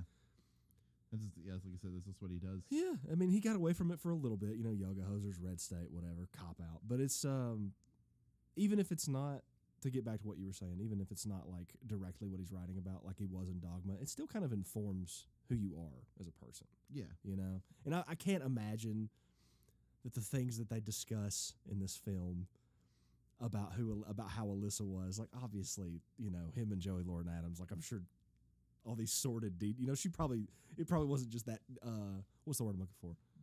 Crass, because they say a lot of personal stuff, you know, about like what happened to Alyssa like in her past or whatever. Yeah. So it's just kind of like you take some squabbles as a couple, I'm sure, and then he's taking them to the logical extreme. Mm-hmm. Now, obviously, I'm doing a little bit of a projecting and guessing here, but that's what it seems like. Yeah. Because I had no idea until you told me and I walked in your house. Yeah, I'm sure that like That they he dated or exaggerates bits and like overplays things to make it fit the story more. Oh make yeah, things you got to more have the dramatic. movie moment, you know. Yeah, his relationship was probably not quite as dramatic as this. I feel like if it were as dramatic as this, he probably wouldn't have her working on movies with him afterwards. Hell no, dude. No. But- I mean, even I feel like from just a mature person's standpoint, and I will admit, I put a little tack in that. I can be wrong about these things, but like, you know, people working together, I feel like if they're working together, like even if they dated, like sometimes, I mean, you can be amicable. I mean, there's people that work together that fucking hate each other. Yeah, so But she stuck around for a long time. Yeah, she does other movies after this. Yeah, too, right? yeah. So, and at least if not like a full role, like she'll pop up. Yeah, or something. yeah. I'm pretty sure. But She pops up in the movie after Dogma. I forgot what that was. Is that Jay and Silent Bob? Strikes Back? Yeah. I think she's in that. Okay, yeah. But speaking of Jay and Silent Bob, we get to a point in the movie after Alyssa and Holden have like everything's come to a head about him finding out about her past and him being like pretty judgmental about it. He's not as open-minded as he thought. No, he's not. And also, you know, maybe he's not as open-minded as he thought, but I think the underlying factor here is that he feels shame and embarrassment for being with someone like that because of how inadequate it makes him feel, because she's got all this experience that he doesn't have. And I think that's like what separates him from an actual bigot in the situation. It's just a sense of maturity too. Yeah, you have to be mature to. Yeah, and he had to. He was trying to figure out how to be mature about this afterwards, you know, and then things get worse. But anyway, he goes to pay Jay and Silent Bob in a restaurant for using their likeness for Blunt Man and Chronic, right? And the Bob Bob breaks it down for him. Yeah. This is probably the most that you see Silent Bob speak at once in any movie. Like, I'm like, out of everything that I've seen that they're in, I think it might be his biggest monologue. yeah, and this is a really short role for both of those characters, but he talks so much. It's that scene, Yeah, it's one that- scene, and they're on the poster. They are? Yes, they're on the Criterion poster. It's chasing. Oh, yeah, it's yeah, Chasing on Amy. the DVD. It says Chasing Amy at the top. Joey Lauren Adams is the entire background. Her head is. Yeah. And then it's Ben Affleck, Banky, Jay and Silent Bob on the Criterion cover, and they're in that one scene.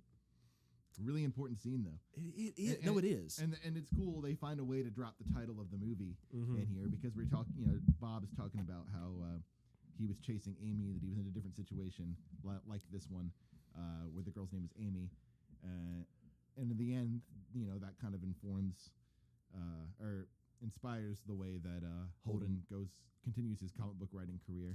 He has an underground thing. He publishes the Chasing Amy book, which kind of details the story that he had with Alyssa and Banky. But before we get there, the ending of this movie, dude. I was asking you during the middle of it. I was like, can you predict how this ends? And you're like, I don't think they end up together. And I'm like, yeah, that's a given because of what just happened. But like, yeah, because I mean, fucking. Oh man, do you want to say? You say it. You've seen this movie enough. all right, so Holden's got a big old fucking plan to make everybody happy, right? yeah, and he's like, maybe if me, Banky, and Alyssa all have sex, like their resentment towards each other will go away. Because he drops this. He says, "Truth nuke, Banky, you're in love with me." He said, and I guess I love you too. And he's like, you know, in a weird way, I love you too, man. And it's demeaning to Alyssa because he just thinks she's going to be down for this because she's done it before. Because she was experimenting. You know, she was trying to figure herself out When she was younger, a you know, long ass time yeah, ago. she's already figured out that's not what she's about. And she's like did that thing. Maybe she did it that one time. Who knows? I mean, because she had a threesome. They mentioned it, but it was with another girl and a guy at prom because he was like That's 26 or whatever. Yeah. So there's no like explicit mentioning of like, oh, she was getting double teamed. You know, whatever awful joke Banky would make. It was just that one time, right?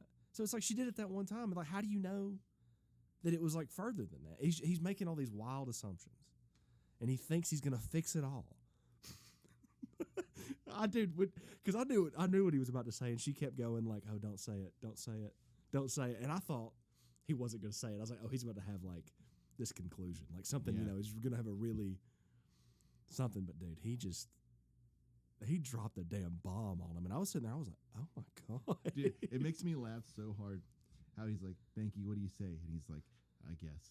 And then he goes to Alyssa, and she's like, "No." And then Mickey goes, "Thank God." He goes, and "Oh, I'm like, thank dude, why were you gonna do it anyway? Like, what does that say? Is he right that you are a little in love with him? I think it does, because when he said that, when he was like, "Yo, you're in love with me," it made me start thinking about. I was like, "Oh, he's just being awful like that because he's repressing his like Yeah, inner." which that's possible. There's possible. That's actually like a, I don't want to call it a bit on The Simpsons. There's a moment on The Simpsons. You know the bully, yeah. the kid that's like or whatever. Mm. That's a whole joke. No, I don't want to Yeah, say he it's- ends up being gay, right? I think he is. I think he does become. I think Yeah. it's like he's actually gay, but it's like Millhouse or one of the other kids that he fucks with all the time, and he's like, you saying all these awful things to me and like taking your anger out on me is like actually like a study that's done. It's like children like this are more likely to be like repressed homosexuals and all this stuff. Yeah. And then the bully like jumps out of the back of the bus or some shit like that. I didn't watch The Simpsons very often, but I was just sitting there watching it. And I was like, I know Kevin Smith has watched The Simpsons and he's seen that episode. Yeah, and he's like, if anything, he may not be in love at Holden, but he is repressing something. you Yeah, know? no, he's got something. He's got, and they don't touch on that. They do touch on it, but he's got a lot of inner problems Yeah. that they don't really flesh out, which I don't think they needed to. But Yeah, I mean, he's like not the main character. He's not the main two characters. well, you kind of want an arc to happen for everybody, and Becky does have an arc. Oh yeah, he does have an arc, and none of their arcs really develop into a like positive end, except for like I don't want to say it's not a positive end. They don't get happy endings, right? Like we get the slightest. God, don't make that. That's not what I meant by happy endings, motherfucker. I know. But they don't really get a happy ending because Alyssa says no, and then Mickey goes to his room. She leaves. She hits Holden in the face. She leaves. Yeah, And I'm not your whore. That was a hard moment right there. Yeah. She's like, I'm not your whore, and like she hit. dude, and I was want to know if Kevin Smith asked her to have a fucking threesome with his friend. Like, I want to know. That's what I was like. Listen, me and Jay, my hetero life mate. No, I really don't know, man. I was gonna say a moment ago before we continue forward. I think what Bob says in that diner about Amy Mhm. is his truth.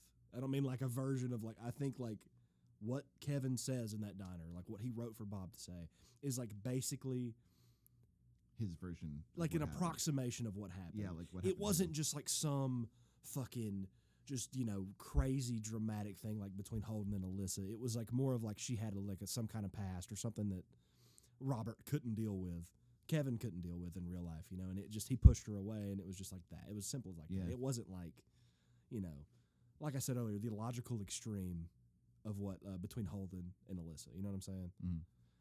That's what it felt like to me when he has that moment with him, and then it's, like you said, it comes to this final end. They don't have a happy ending per se. Yeah, no, I mean, you get Holden basically dropping out of the comic book community, and he's only coming back to make a 500 issue run or 500 copy run of his one issue of Chasing Amy, which is the story he's written about him and Banky and Alyssa. And Banky's got a new book. Baby Alyssa's- Dave. Yeah, and Alyssa's still writing her book, but they all are not interacting with each other for like an entire year before this ending. Yeah. And he kind of just does his Ben Affleck kind of just does his salute and walks out. We've talked a lot about the plot here and going into the Kevin Smith Isms. thought process. Yeah. We've gone that, but we haven't really talked about like the performances in this. And I think that this is maybe my favorite Ben Affleck performance in a Kevin Smith movie. Better, Okay. Yeah. I like him better in this than Mallrats. Oh God, yeah. And His character's so sleazy in Mallrats, but it's Yeah. just like so like amateurish in a way. If that I makes would say sense. Ben Affleck just acts good in these kind of movies. Like these Kevin Smith movies, he just does a good job. Like maybe better than his average serious role he does in the last 15 years.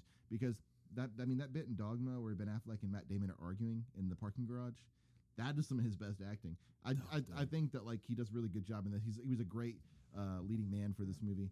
I was telling you earlier, I saw that so Miramax, they distributed this movie. Yeah. They were going to like fund it being made and like have like studio control over it.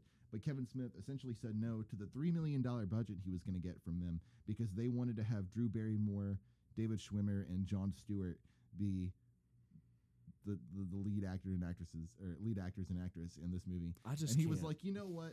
Just give me $250K and you can buy the movie from me later to distribute it. Like, I want to use my people. And what a great move, dude. This movie would not be that good with fucking David Schwimmer as Holden.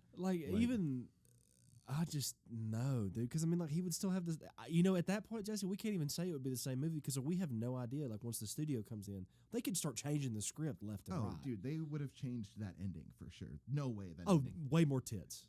Yeah. Way more tits. Dude, they might have all fucked in the ending if, oh, God. if the studio had the control. I would have actually hated that. Like, yeah, me too, yeah. Like, as much as I told you how I wanted the movie to end before he hits the kind, just like it would have been great him just holding his hand, his hands. Told him no, and the movie just ends in the apartment. But no, we would have a completely different movie that would probably be, how I say people have like issues with this movie, but people still like love it. They made a whole documentary about it semi recently. If the studio had touched this thing, it would probably not be remembered, and it would probably be like written off as just like a really crass. Yeah, more in bad taste sex comedy. Yeah. You know what I'm saying? It would have been as much as like some of the stuff in this movie like could be considered in bad taste, like it would have for sure been in bad taste. Like I have no faith in the studio in 1997 to take that script and make. I don't really have faith in the studio to make this kind of movie now. Oh yeah, no. Like I think there is some stuff that's like offensive in a good way in this movie. Mm-hmm.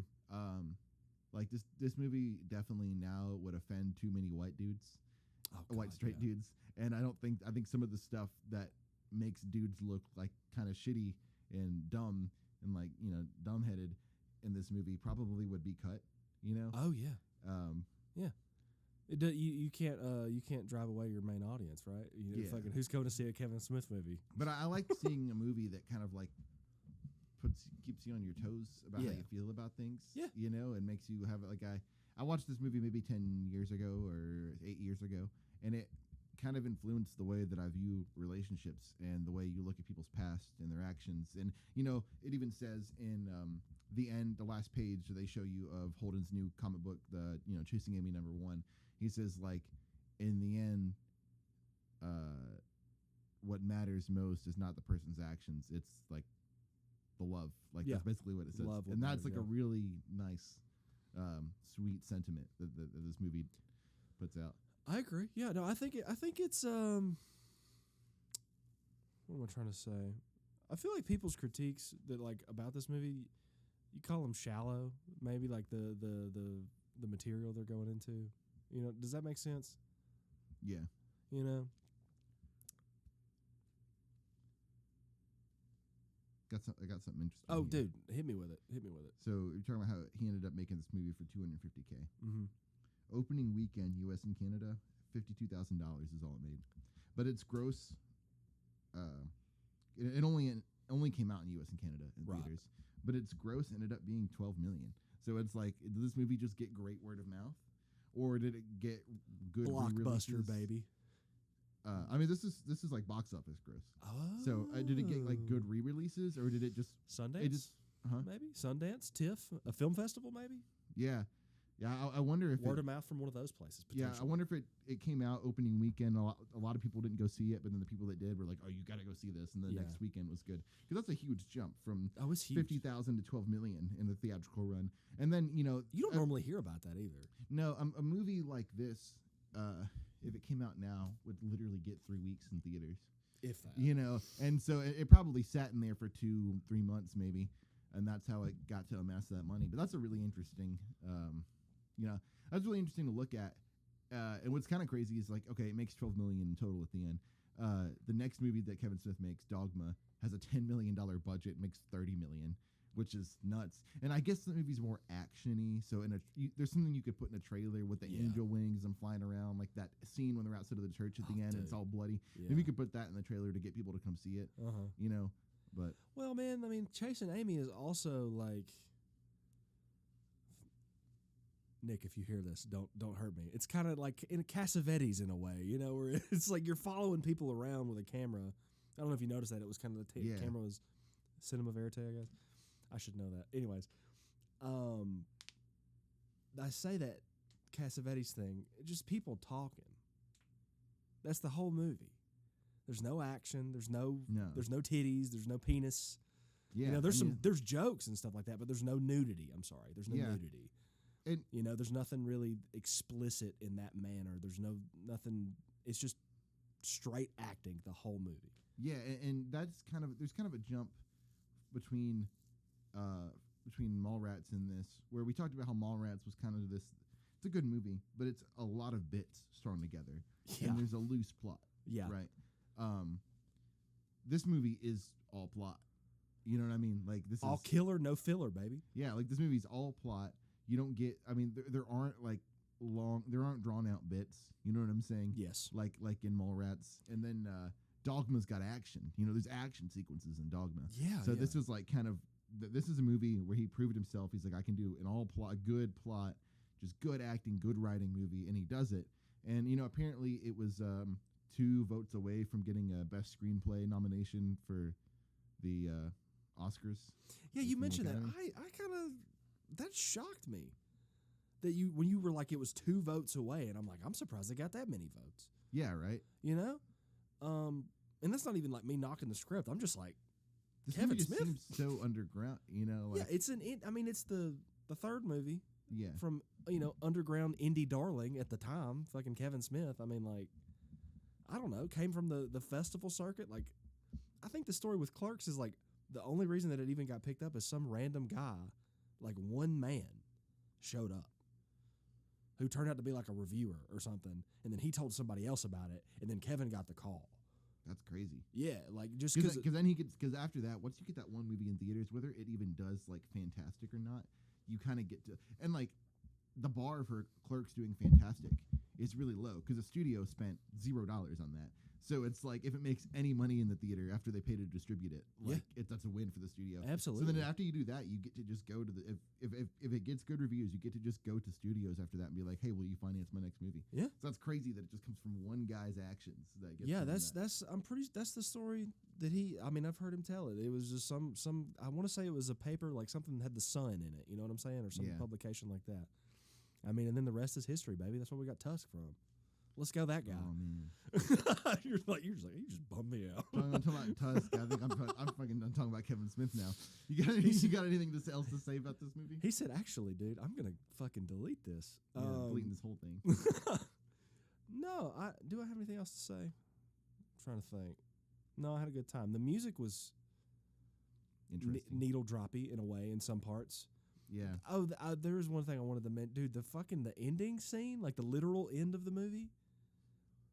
The score for that was like haunting. It wasn't like an emotional, like kind of sad, like we haven't seen each other in a year. It was like Joey Lord Adams is looking at the guy that just tried to murder her. Yeah. And she thought she killed him, and he's back after a year later, and the music was just kind of like ding, ding, ding. I don't know. Love that. Love the Mighty Boss Tones song when they're in the bar. I couldn't. The whole song. Yeah, they play the whole song. The It goes over the whole song, scene, Jesse. Not even they even do the wind down part where he's like whispering and the saxophone's like really lightly in the background. They did the whole damn thing. Oh, speaking of the music, the song in the beginning, which I imagine is made for this movie. Mm-hmm. It's like all the voices doing that. Yeah, that's a great opening. Yeah, I like the intro to it. Yeah, I like the music good, writing good, acting pretty good. A couple other things we didn't just really quickly. The set design for their home I really liked. Oh yeah, they're like weird apartment things. Yeah, weird, strange apartment with really crazy like art in it. I liked how it was shot. We didn't really talk about it because again, this is just like kind of people in rooms talking the whole movie. It's shot like really big wide angles, you know. Yeah. Camera A, camera B, just kind of cutting back and forth through dialogue. But it was I fucked with it. I enjoyed it. Yeah. Man, Favorite shot, I will say, real quick. Towards the beginning of the movie, when they're both drawing together in their little art studio, and it's the windows providing like the natural light as their silhouettes. Oh yeah, that looks with cool. their drawing tables. Yeah. That was like one of my favorite shots. You mentioned the costumes. You said you loved how people dressed. in Yeah, this I think movie. I wish people still dress like that because it's not like super cheesy '90s because you're already at the end. Like you're at the end of the '90s, and it's before the new metal shit. So it's like people are like dressing slightly normal but more different than they do now. Yeah. You know, just like the clothes aren't so tight, but they're not extremely baggy yet. Yeah. It's just, but talking about favorite shots. Oh yeah. I think my favorite sequence of shots, but not any particular one, is when Holden and Alyssa are sitting on the swing set in the park. Yeah. That is such a great. That's good. That's That's a great cute, scene. man. Yeah. That's like I feel like that's like a. Is that just in like every like kind of I know it's not exactly a rom-com but like a romance drama To comedy get 'em on movie? the swing set. I swear, is that a trope? Am I tripping? Like I feel like I feel like it happens a lot. I feel like I've seen a handful of movies that are coming to mind in my memory. That I wonder if it was a trope when he did it, or if it became a trope in like the early 2000 rom-com. explosion. Yeah, Oh, I wonder dude. When it became a trope, but it for sure is. Yeah, I've seen it in. Yeah, plenty. it's been. I mean, like I feel like it. They probably do that happens- in 50 First Dates, right? Like, I think they do it in 50 First Dates. They probably do it in that Josh Hartnett movie, Wicker Park. I think it's. they Josh do it in Hartnett. Love Actually, or Crazy Stupid Love. They do it in Crazy Stupid Love. Fucking Scott Pilgrim. They do it, don't they? The swing set thing. Yeah, they do. God, there's probably a million we could sit here and name off. Is there anything else? I mean, we got the costumes, the music, the camera work.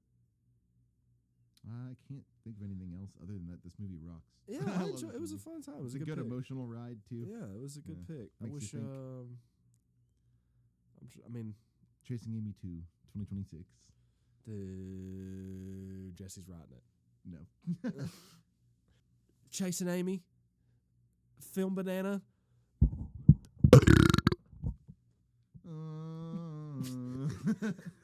Oh,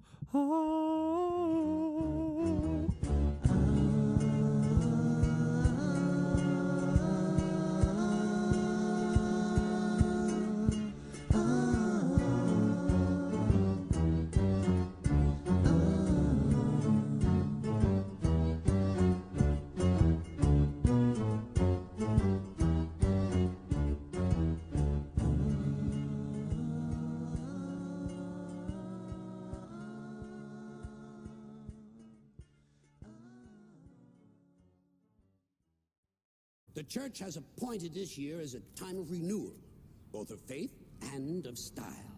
For example, the crucifix. While it has been a time-honored symbol of our faith, Holy Mother Church has decided to retire this highly recognizable yet wholly depressing image of our Lord crucified. Christ didn't come to earth to give us the willies. He came to help us out. He was a booster. And it's with that take on our Lord in mind that we've come up with a new, more inspiring sigil. So it is with great pleasure that I present you with the first of many revamps the Catholicism Wow campaign will unveil over the next year. I give you the Buddy Christ.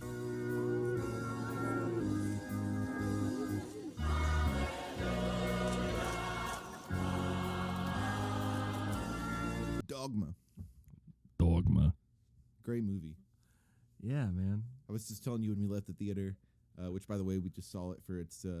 I guess it's technically been 26 years, but I think this is supposed to be a 25-year anniversary. They're doing the release. 25th anniversary tour. You know, Yeah, it's like okay. it's for that. It's like celebration of it. Yeah, which is I'm so glad they did it because I wouldn't have had a chance to see it in theaters like ever if they didn't. But I was just telling you when we left the theater that like, this could be my favorite Kevin Smith movie. I definitely like it more than Mallrats, which I really enjoyed watching and doing the podcast about. Yeah. I guess on last week's episode. Yeah. Damn! and- Wow, we're being consistent here. Yeah, we're being consistent. And I really Chasing Amy is like one of my favorite movies Right. ever. Right. But I think I don't know. I got to rewatch Chasing Amy now. And, Yeah. and like, Yeah, see I where need my to ranking watch goes. Chasing Amy, Yeah, and you do. then I gotta rewatch Clerks. I mean, Clerks is my like. up Yeah, I there need, I for need to me. rewatch Clerks too. I haven't seen it since I was like really probably too young to even understand. I mean, if I had to think about it from just based on what I watched, it was probably Clerks, and then like Jay and Silent Bob Strike Back or something like that, just because it came on Comedy Central. But I mean, I after haven't watching, seen. I don't think I've seen that one. You never seen that one? I've seen the reboot one. Oh man, they got a monkey in that movie. Yeah. They Oh, walk wait, around- I they got- have seen it. Yeah. they Okay. walk We around had with a this monkey. conversation before. Yeah. Yeah, dude. I We have. probably talked about it last time. Yeah, but it's just like I almost said last week. Come on it will now. be on last week's episode. Come on now. But yeah, this was amazing. I was sitting there watching it the whole time, and I was like, this is his most. I don't know how to say this. This is his most movie. Another this story, you could make this story again. Obviously, the humor would be like probably taken out of it completely. Yeah, like some of the jokes they make are just not stuff that flies. now. Yeah, no, but like I mean, like I feel like this is like rife for just being a generic like religious like high fantasy movie for somebody. Yeah. You know what I'm saying? But Kevin Smith like injected. I don't know. He just made this. I'm just shocked. I really don't know what to say because I hadn't seen it since I was a kid, and I was kind of expecting it to not hold up very well. Yeah, to well, be honest with you. a lot of people that I know, when I ask them if they like Kevin Smith movies, they usually say, "I like Dogma." I have heard. Yeah. That's you know. That's, I think my dad said that when I was younger, and I was listening to because my dad likes Kevin Smith, and always would tell me that he wished he liked his movies more, but that he liked Dogma. Right. And I remember having that discussion when I was listening to what was then called the Fat Man on Batman podcast. Yeah, Now yeah. it's like Fat Man Beyond or something. I didn't even know they still did it. Yeah, well, I don't know if they do it as consistently as they used to, but Right. but yeah, I mean that's a lot of people's. I think Dogma is a Kevin Smith movie for non-Kevin Smith fans. That it's very. I don't want to call it mainstream in the sense that it's like, oh, he sold out or some stupid Well, shit you like know, I that. think it It's might be just the first movie he made where they don't mention comic books, like yeah, because it's there's a lot just of that in Clerks. There's a lot of that in Mallrats. Yeah. Chasing Amy. I mean Aren't they comic book makers? the three like main actor and actresses or the characters. I mean, are comic book writers and artists. Right. And So- I mean, even in Jay and Silent Bob Strike Back, I think it has to do with comics or something like that. So like this is like sandwiched. They're going to because they're making the movie about Yeah, the that's Blunt Man right. and Chronic, which are the characters that those are the characters that the main characters in Chasing Amy. That's the comic they make, is Right, Blunt Man exactly, and Chronic, which yeah. is based on Jay and Silent Bob. So it's like it's this very serious text. I don't know. It's Yeah, there's it a is way- quote. There's it a is- quote from him. He said it's kind of crass. He blew his wad on the subject. Like this is like everything he had Yeah, theologically and religiously like inside of him as a little Jersey boy that grew up Catholic or whatever. yeah. I think you might have sent me this video on Instagram Reels. Or I watched a couple of videos Mm-hmm. about this movie the other day. And Kevin Smith was talking about he was like directing George Carlin on a scene, and he's like giving him all these details, like with the background of like the script. And George Carlin is like, "You really believe in this shit?" And he's like, "Yeah." Like, He's like, yeah, you're Catholic. You're an old Catholic, don't you? And he's like, no. He's like, I don't know any of this. which is all the more contributes to what I was saying about how like I didn't. Maybe it's because I'm not Catholic, right? Yeah. Which yeah. I have respect for true Catholics, Mhm. like people that really do follow in it, and actually, because a lot of Catholics, Catholic churches are the ones that are the most likely to help like homeless people and stuff, which I really appreciate. So I have a lot of respect for it in some ways. Right. But maybe because I'm not Catholic, I didn't find this as offensive. Because Yeah. I don't think that they do anything in this movie that is like inherently sacrilege, you know. Yeah. I think if you want to like, Well, okay. I mean, if you want to like ignore the parts of the Bible where God does have like angels going to commit genocide, maybe you'd be offended by the fact that that is like a subplot of this movie or Yeah. something that's mentioned multiple times. It's- But like that's you like picking and choosing from the Bible what you want to believe and not, you know. So, Yeah, I believe the way that the quote that I read said it was a gross mishandling of Catholicism or something like that. Yeah. The Catholic Church denounced the film.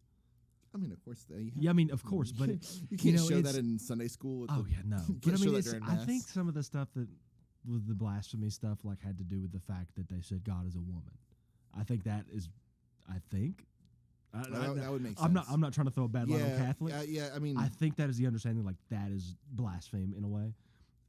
Some of the stuff that has to do with Rufus, I'm pretty sure is like blasphemy. He's like, I was the 13th apostle, and they wrote me out because I'm a black guy. Like all this stuff. Like they're just making it like a lark, you know? I like the idea that I mean, like history will tell us at this point that like Jesus could not have been as white as like No. white Americans. No. Right? So we already know that this is at least a mixed looking He fella. is- Comparatively to like American ethnicities. You know what I'm Dude, saying? Like skin absolutely. color. Like he may have not been like African black, but there was no way he was this white. Middle Eastern. Yeah, like he was a Middle Eastern dude. So he has to be kind of dark. Yeah. Right. But I like the idea in this movie that Jesus was black. So was this 13th apostle, but the 12 apostles, they were like white. Just white people. Yeah, like that's what Rufus says, right? He said they're just a bunch of white boys to get picked from or something like that. Speaking of, Chris Rock was hilarious in this movie. Yeah, it feels out of place for some reason for him to be there. And I mean, not watching the movie, but just like looking at the cast list, right? Like, You're like, Chris Rock. yeah, right. Like it just is a weird. But then he did another movie with Chris Rock, right? Did he? I can't remember. Or no, it's no, he didn't. Never mind. Okay. I was confusing something, but anyway, yeah. It just because like I mean, as far as the cast list goes, it's your run of the mill, Kevin Smith '90s movie. You got Ben Affleck, you got Jason Lee, who Jay and Silent Bob. I mean, you yeah, got of Jay course. Muse and yeah. Pulls them in there. I'm actually trying to remember, Linda Fiorentino, was she not in another Kevin Smith movie? Am I just remembering her from Men in Black? Yeah, she's in Men in Black. I think that's what I'm just remembering her from Dogma and Men in Black. That's what I saw her. Yeah, she's great, but yeah, she was never in another Kevin Smith movie. But I mean, the core people, and then I mean, you got the Good Will Hunting boys together yeah again, Yeah, this is right after Good Will Hunting, right? This is like a year or two after. something like that. Yeah. You know, I saw that Kevin Smith Excuse me. really pushed for Ben Affleck and Matt Damon to get cast in that, or he had a hand in that movie being made. Like he really pushed the idea to the studio for Good Will Hunting to get made. Which is it's really odd. Kevin Smith is considered to be such a shit filmmaker, like overall, and then for like him to have a hand in Good Will Hunting being made, which is quite liked. What? No, that's just funny to me. He made Dogma, man. He made Dogma. He made Chasing Amy. He made Clerks, man. I think that like if you're not about the '90s thing and you're not from the '90s, maybe you won't like Mallrats. But I think Mallrats is good. I think goes in the list. weirdly enough, that's far along we are in time. This is a total rabbit trail, but like Mallrats is not something you should watch immediately when you first start watching Kevin Smith movies. Not that he's like a super deep pool to dive into or something, but I think you got to be on his humor and his timing with Mallrats, because it's like this weird in between middle child of like all of his other movies, that sophomore thing. So it's like kind of still awkward because there's something about Clerks that's really honed and it's kind of edgy, but it's just got that indie cut to it. You know what I mean? Yeah. But then you go from Mallrats to what, Chasing Amy? Or whatever? Chasing Amy's. So it's just he gets a little better. So there's something about that sophomore attempt to me that it's like it seems. This movie I think would be better to show somebody that they've never seen a Kevin. Yeah, Smith I think this might be a good first one. Yeah. This or like I don't know if Chasing Amy is just so much of what I want in a movie, and it feels like it was geared towards me. Maybe that's why I think that would be a good first poll. But I think, Dogma, Clerks, Chasing Amy, any of those three would be good first ones to show. Yeah. I think Jay and Silent Bob Strikes Back, if I'm remembering this movie correctly. I need to go back and rewatch it. But I think that movie isn't the same boat as Mallrats, where it's like it's. There's, you could another one, not to keep throwing his movies under the bus. Like you could say the same thing maybe for Clerks 2, just because it came out that like mid 2000s, edgy humor, weird time frame. Not a weird time frame, but it's Jersey Girl, man. You want to go down the cast list? Sure, man. Ben Affleck is Bartleby. He's a fallen angel, right? One of the two. Yeah, and then Matt Damon is Loki, a fallen angel. Yes. It's I don't know a lot about like the bits of Christianity that are specific to Catholicism, but Right. like, is Loki the name of a fallen angel? Because I thought that Loki was the Norse god of mischief. I think those names. I think he just kind of pulled. Well, Bartleby is something. I think there's something like that in the Bible, but it's I don't not know. that name. I don't know. Maybe I'm thinking of Beelzebub. I don't know. Bartholomew. Yeah, there's that. Yeah. And Beelzebub, maybe. I'm not sure. But yeah, those are the. I guess they're not really the main. So this is a really large main cast. For a Very Kevin large, Smith very movie. sprawling movie. Yeah, there's a lot of people that are on screen a lot of times. It's fucking his Robert Altman movie. He's got all this cast of characters. Dude, coming it's like Avengers: Infinity War. Oh my god. You know something funny about this? Speaking of the cast list, right? So Jason Lee's in this movie. He is Azrael. Azrael, Yeah. man. So Jay and Silent Bob have at this point encountered both Ben Affleck. They've encountered Ben Affleck and Jason Lee 3 times. And like this is the 3rd time they've seen these 2 actors play different characters, and they don't comment on that at all. They don't be like, "Hey, you're familiar." Beautiful. I kind of was expecting, because it's been so long since I've seen this, like some kind of joke But no, like that, like a kind of meta joke or whatever. But it never came, and I was just kind of like, "That's nice." I'm glad that, in a way, I'm glad that didn't happen. But like Jay and Silent Bob are presumably the same giant Jay and Silent Bob from the previous 2 movies, or the previous 3 movies they're in, because Clerks and Mallrats both take place in Jersey. Yeah. And well, that's why they said let's go to Quick Trip at the end of the movie, and then Silent Bob's like shakes his head. They talk about being from Jersey in this movie, and they're trying to get back. And yeah, I think that's just funny. I love that they are the through line for the View Askew universe. Yeah. You know, in some ways, the first cinematic universe. Oh wait, there's a not the first, but you could say the the Godzilla King Kong. That's the cinematic universe there. Technically, yeah. Yeah, they find a way to tie those 2 stories together at some point when they make because the first Godzilla versus Kong is in the 60s, right? So yeah. So they anyway. Dude, you know that had to be crazy. You saw King Kong come out, and then 30 years later, Godzilla versus Kong. You're like, yo, they made a sequel. Well, there was Son of Kong, right? No, I know. Yeah. I'm just there was some King Kong sequels in there, but just like that had to throw everybody for a loop. Yeah, because I don't think there had been any connecting between movies like that if it wasn't a 1, 2, and 3. You know, like the regular. Oh, they just give them like a sequential thing. But Linda Florentino is Bethany. She's the main character, right? She is the main character. Yeah. It's interesting, the way the movie starts out, it's on Bartleby and Loki. And if you didn't know any better, you'd think those were your main guys. Yeah. Which so the movie really is 2 stories that kind of, I mean, they are relevant to each other, but they got like separate objectives. And they cross at a certain point in the movie, and then they cross again at the end. But the first story, I guess the first one you get, if you're going in order of what happens, is you get Ben Affleck and Matt Damon. They're Bartleby and Loki, and they're sitting in an airport, and I guess it's Azrael, right, that has slipped them that newspaper somehow. We don't find that out until far into the movie. Yeah, but they get a newspaper clipping about the Catholic Church, the 100-year anniversary, George Carlin, the cardinal, and all that. Yeah, and they're Buddy making Christ. Yeah. Instead of the crucifix, now their symbol is Buddy Christ, and he's statue with the thumbs up. Love that bit. But they're like they're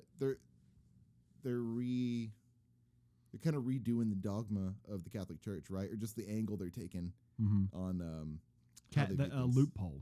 Yeah, they found a loophole in Catholic dogma, and they are going to get re-entered back into heaven. Yeah, that's the idea. Because of this loophole from the new changes the Catholic loophole. Church is making. Yeah, because of this loophole, because of these changes that are being made in this specific Catholic Church, right in Jersey, they're gonna be able to get back into heaven, even though God sent them down. God cast them out of heaven, and in this, God has cast them to Wisconsin, and they've been in Wisconsin since like before there were any people there. Apparently, since the beginning of time, they've been in Wisconsin. And so they're like, okay, cool, right? We can get back into heaven. We just got to make our way to this little church in Jersey, and we can walk through the archway or whatever, and we're in heaven. That's our way back in, and. The reason that they are no longer in heaven is because Bartleby convinced Loki, who was the god of death. He was there at Sodom and Gomorrah. He was, he says he's committed genocide, right? Bartleby convinced him to like step down from that role because he was tired of seeing him getting worn out by killing all these people.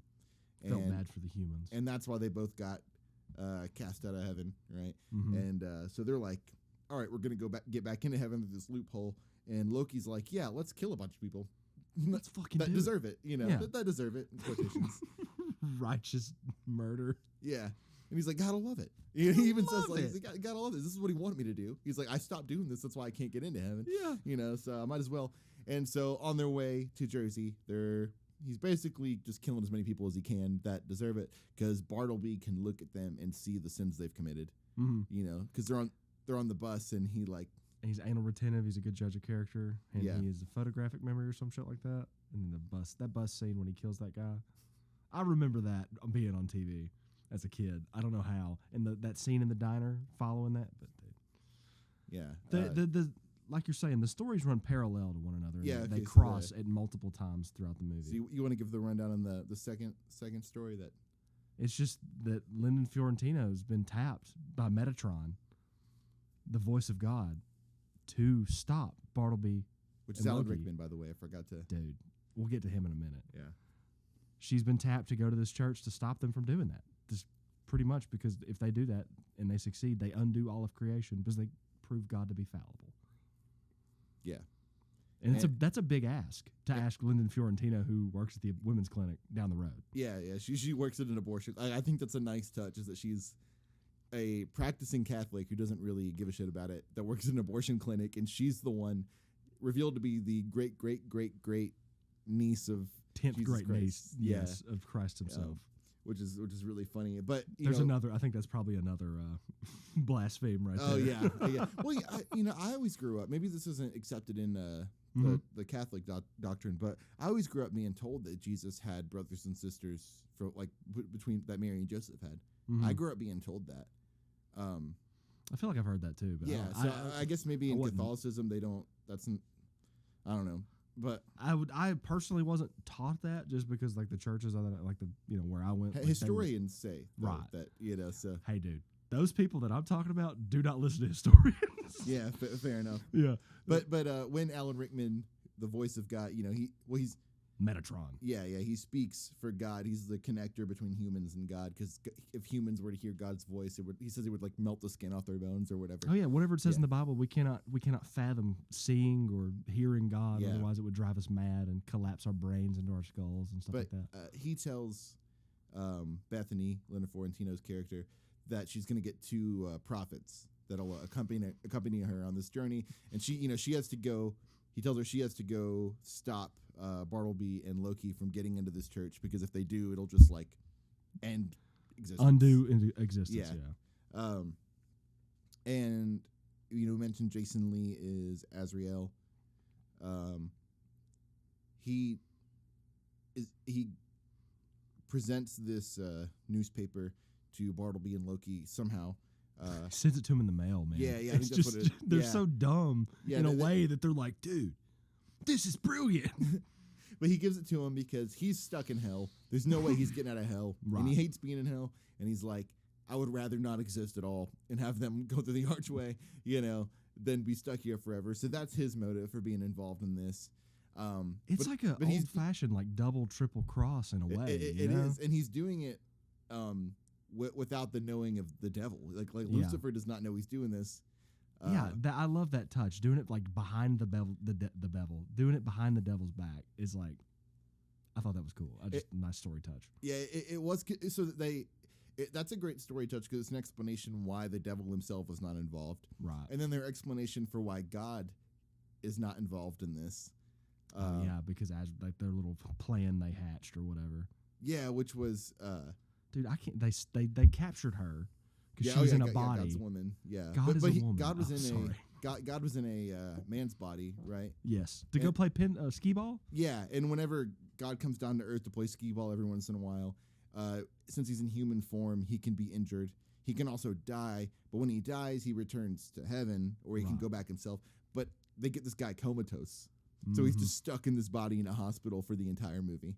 Mm-hmm. I was thinking, because it's been so long since I've seen it, I was like, oh, they're gonna have him fucking.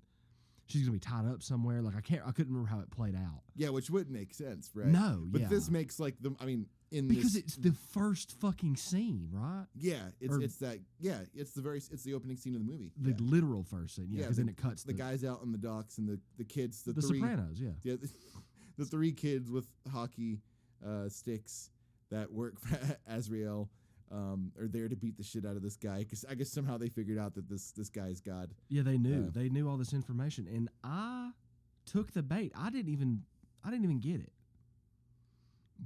I mean, I got it eventually. I'm just saying, like at first, I was like, oh, so it's just showing that these demons are just like killing people and stuff like that. Because again, it's been so long. It's been so long since I've seen it. Yeah.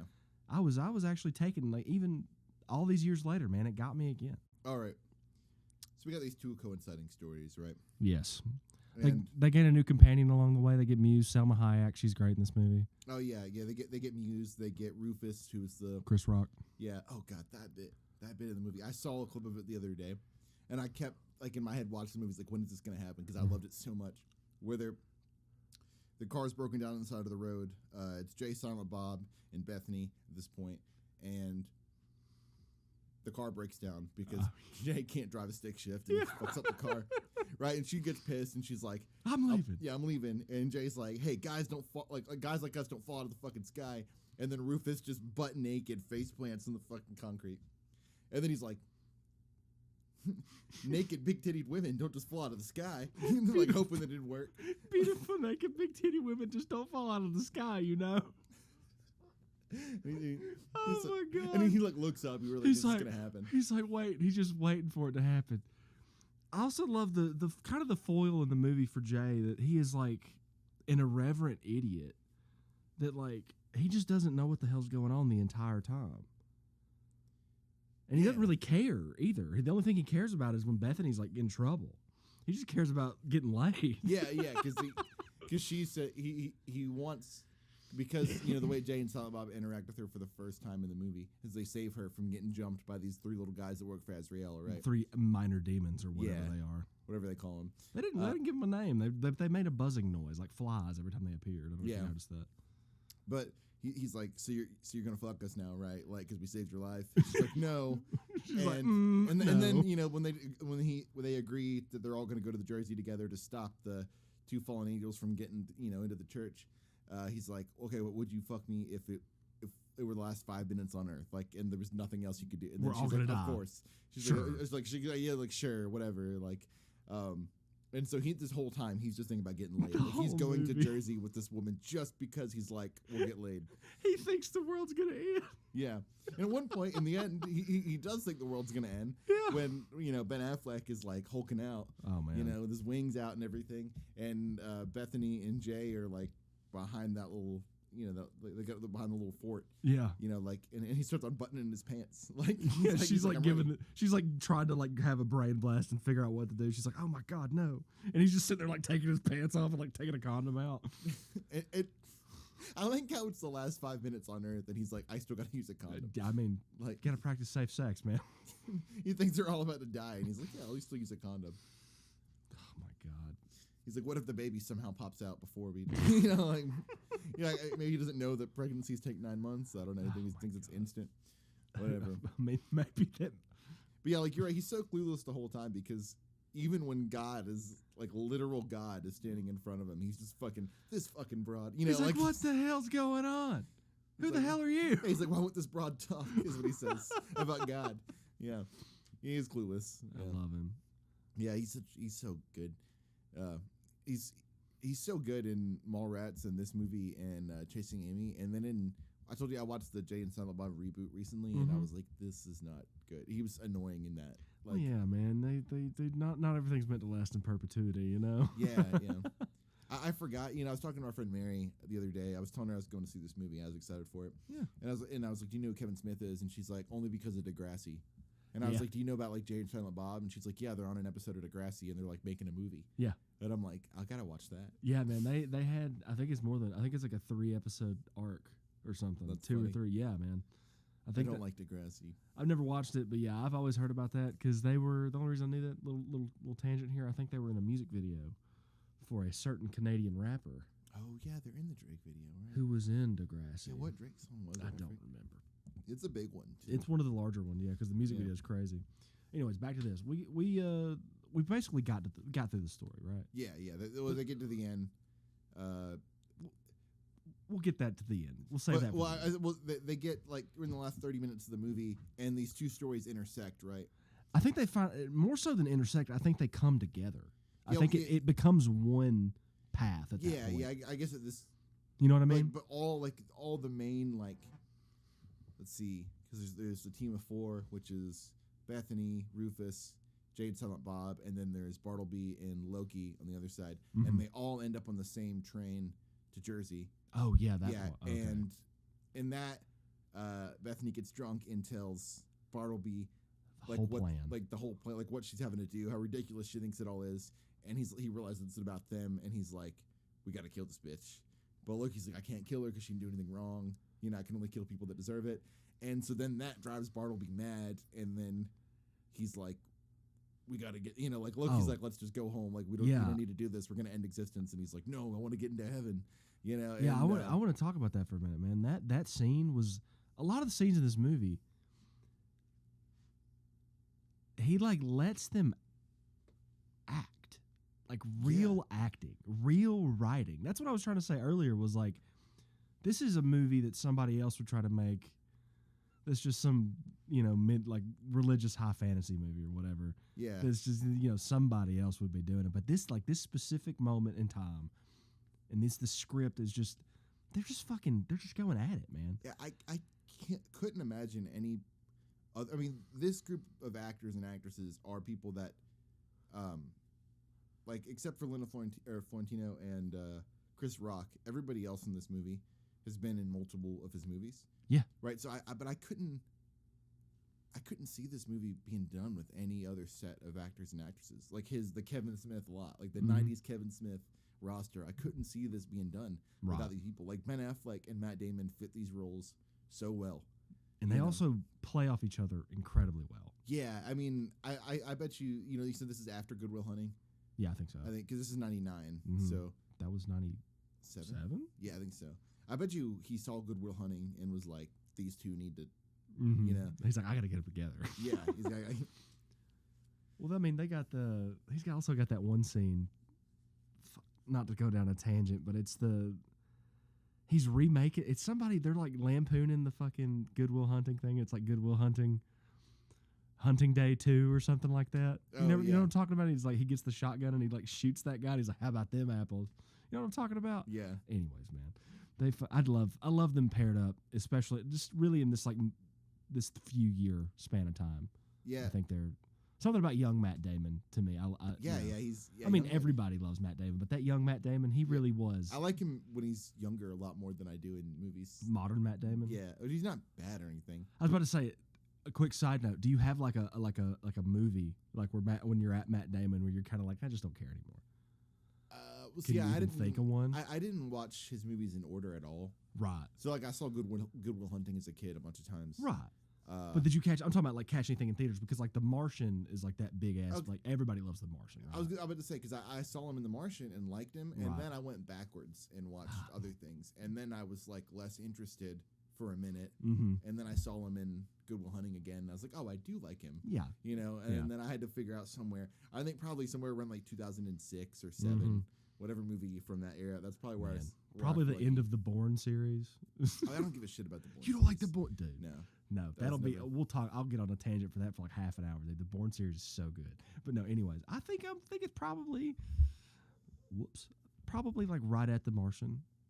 I kind of like. I'm like, you know, I So like. You don't like The Martian? No, I do. I'm just saying, like, I like Matt Damon and I'll watch him and whatever. But it's like, it's great seeing him pop up. But these young Matt Damon movies, to me, are just like, he's just. Yeah, He's so great. good. And he has the vibes of the I can't remember the actor's name that plays the co-lead with Jason Lee in Mallrats. He's got the vibes of that guy. I He can't got the remember his same name. haircut, I even. can't remember his name either. But he's the twin brother of the guy from Dazed and Confused. Yeah. Yeah. He's got those vibes. Yeah. Handsome fella, the bleached blonde hair that's Yeah. like short and kind of shaggy, you know, in the face. The way his character is so nonchalant about killing people. Like The righteous hand of God. He doesn't see it as a problem unless it is. I thought it was a really he did a really good job. I know Yeah. I keep saying that. I love him and all this stuff, but so does Linda Florentino too. She's great. she's great. Bethany, she's awesome. But I love her in Men in Black. Yeah, too. she's probably my favorite part of Men in Black. She's great. Yeah.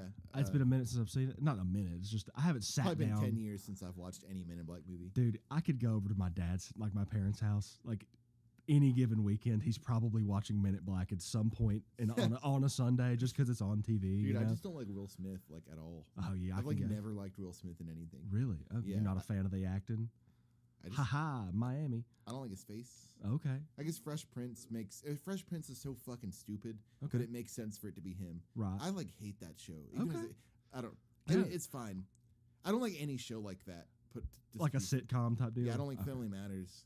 Okay. I don't like Like Charles in Charge and Yeah, Who's like- the Boss and stuff like that. like Friends is a hard watch for me too. Oh, yeah, like any of those. How I Met Your Mother, Parks those- and Rec. yeah. Stuff like that. Okay. I think like the Cosby Show is like maybe one of the only things that I like that's like that. So you're just not a sitcom fan. No, that's what I'm trying to say. Yeah. But I think the Fresh Prince of Bel-Air is specifically very stupid. You think it's like a top tier bad sitcom? Yeah, but Oh. but it's kind of regarded as a higher one. I feel like. They do love it. Yeah. I mean, I grew up watching it. I love it. I'm letting you, bro. But- you but got like- your own opinions. That's Yeah, fine. I mean, if anybody likes it, no shame. Love it. Hey, dude. fucking- But Will Smith being in that Suicide Squad movie, which is already going to be bad anyway, like he is just terrible. He's just like him.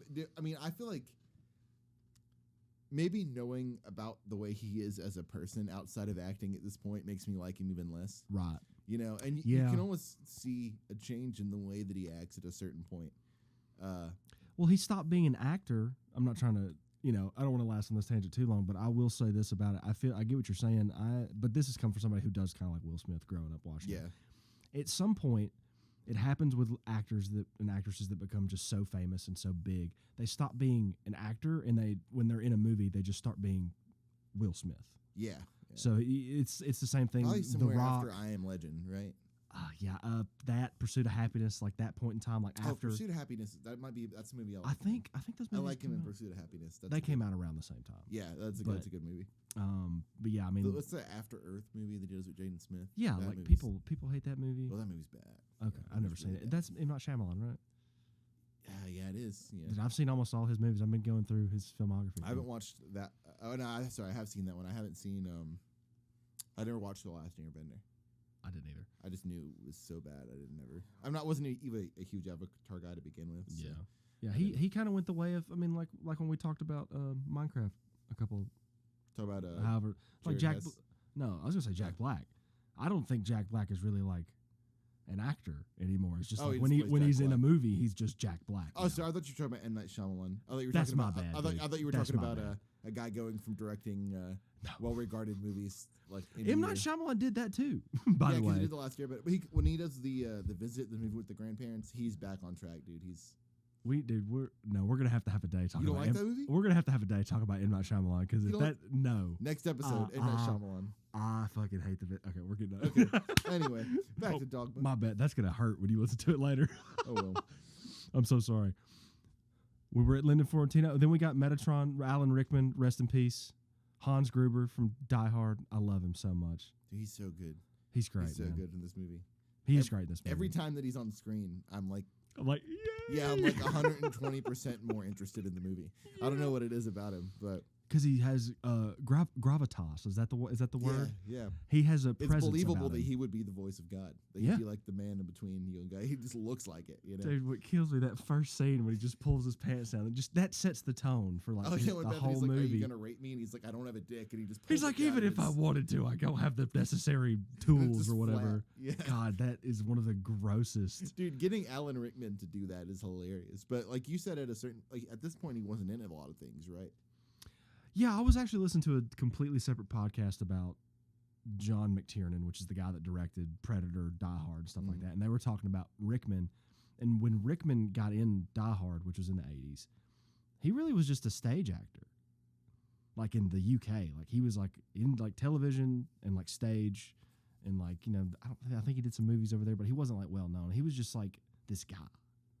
And then obviously Die Hard kind of propelled him to fame and whatever, but I mean he's like just doing like dramas and serious acting and stuff like that. Well, He's like an actor, like an actor's is his actor. biggest role the Harry Potter? Is that his biggest thing? And this is pre that, right? Or this is right as that's coming out. Dude, yeah, Sorcerer was the first one, Sorcerer's Stone or something like Philosopher's Stone or something. No, that's Full Metal Alchemist.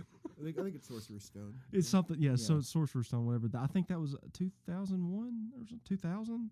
I can't remember. Yeah, I don't know, but this is 99, so it's right around. It's there. like right before Harry Potter. Right before Harry Potter. but he's still like he's like I think he is somebody. Obviously, because Hans Gruber is. You a big Die Hard fan? I've seen the first one. It was good. I mean, he's in the first one. You know, Dude, the first Die Hard to me is like a 5 out of 5, 10 out of 10. I think for those kind of movies, I think it's really good. You know, a reason I don't like Bourne or it took a long time for me to enjoy any James Bond movie. I had to find the right ones, right? Is because when I come to action movies, I for the most part like superhero shit. And when there's a lack of that, and it's just like I don't watch Jason Statham movies. It's it's a heightened reality. It's grounded in a way. Yeah, I don't. You don't like the plausibility of it. Yeah, no, I'm just like, if you're gonna start doing stuff like this, just be superhuman. Like actually, that's the way I've always felt about it. But a good movie is a good movie for sure. I'm sure there are some good Jason Statham movies, but I've never seen one. Wrath of Man. I'm just a Guy Ritchie head though, so that's not a great thing to be. You like Guy Ritchie? I always see people be like, oh no, Guy Ritchie's gonna get on this IP. Well, yeah, because after a certain point, he's like, I'm assuming, and this is just in my heart, I'm like, hopefully he's not like just creatively bankrupt and he's just taking a paycheck. I think he's got kids and stuff like that, and he's trying to take care of his family. Make the Aladdin movie. Yeah, exactly. That's what I'm saying. Which I heard was good. I didn't watch it. I don't even want to think about it. I don't have very much interest in these live action Disney. I don't even want to think about it. I like watching those animated movies a lot. I did go see the Lilo and Stitch movie, and it was just like, was it poopy? Yeah, I don't want to hate on it. You can hate on it, dude. Hate on it, well, dude. Who's coming for us? I don't want to seem like I hate fun. Like, there's fun bits. Dude, there's all kinds of there's fun bits in Dogma. Galifianakis is in it. It might be the worst performance from him I've ever seen in my life, but he's in it. And was that fun having him be awful to you? He was so not himself that I didn't even realize it was him. Who was he? Halfway through the movie. Who was he?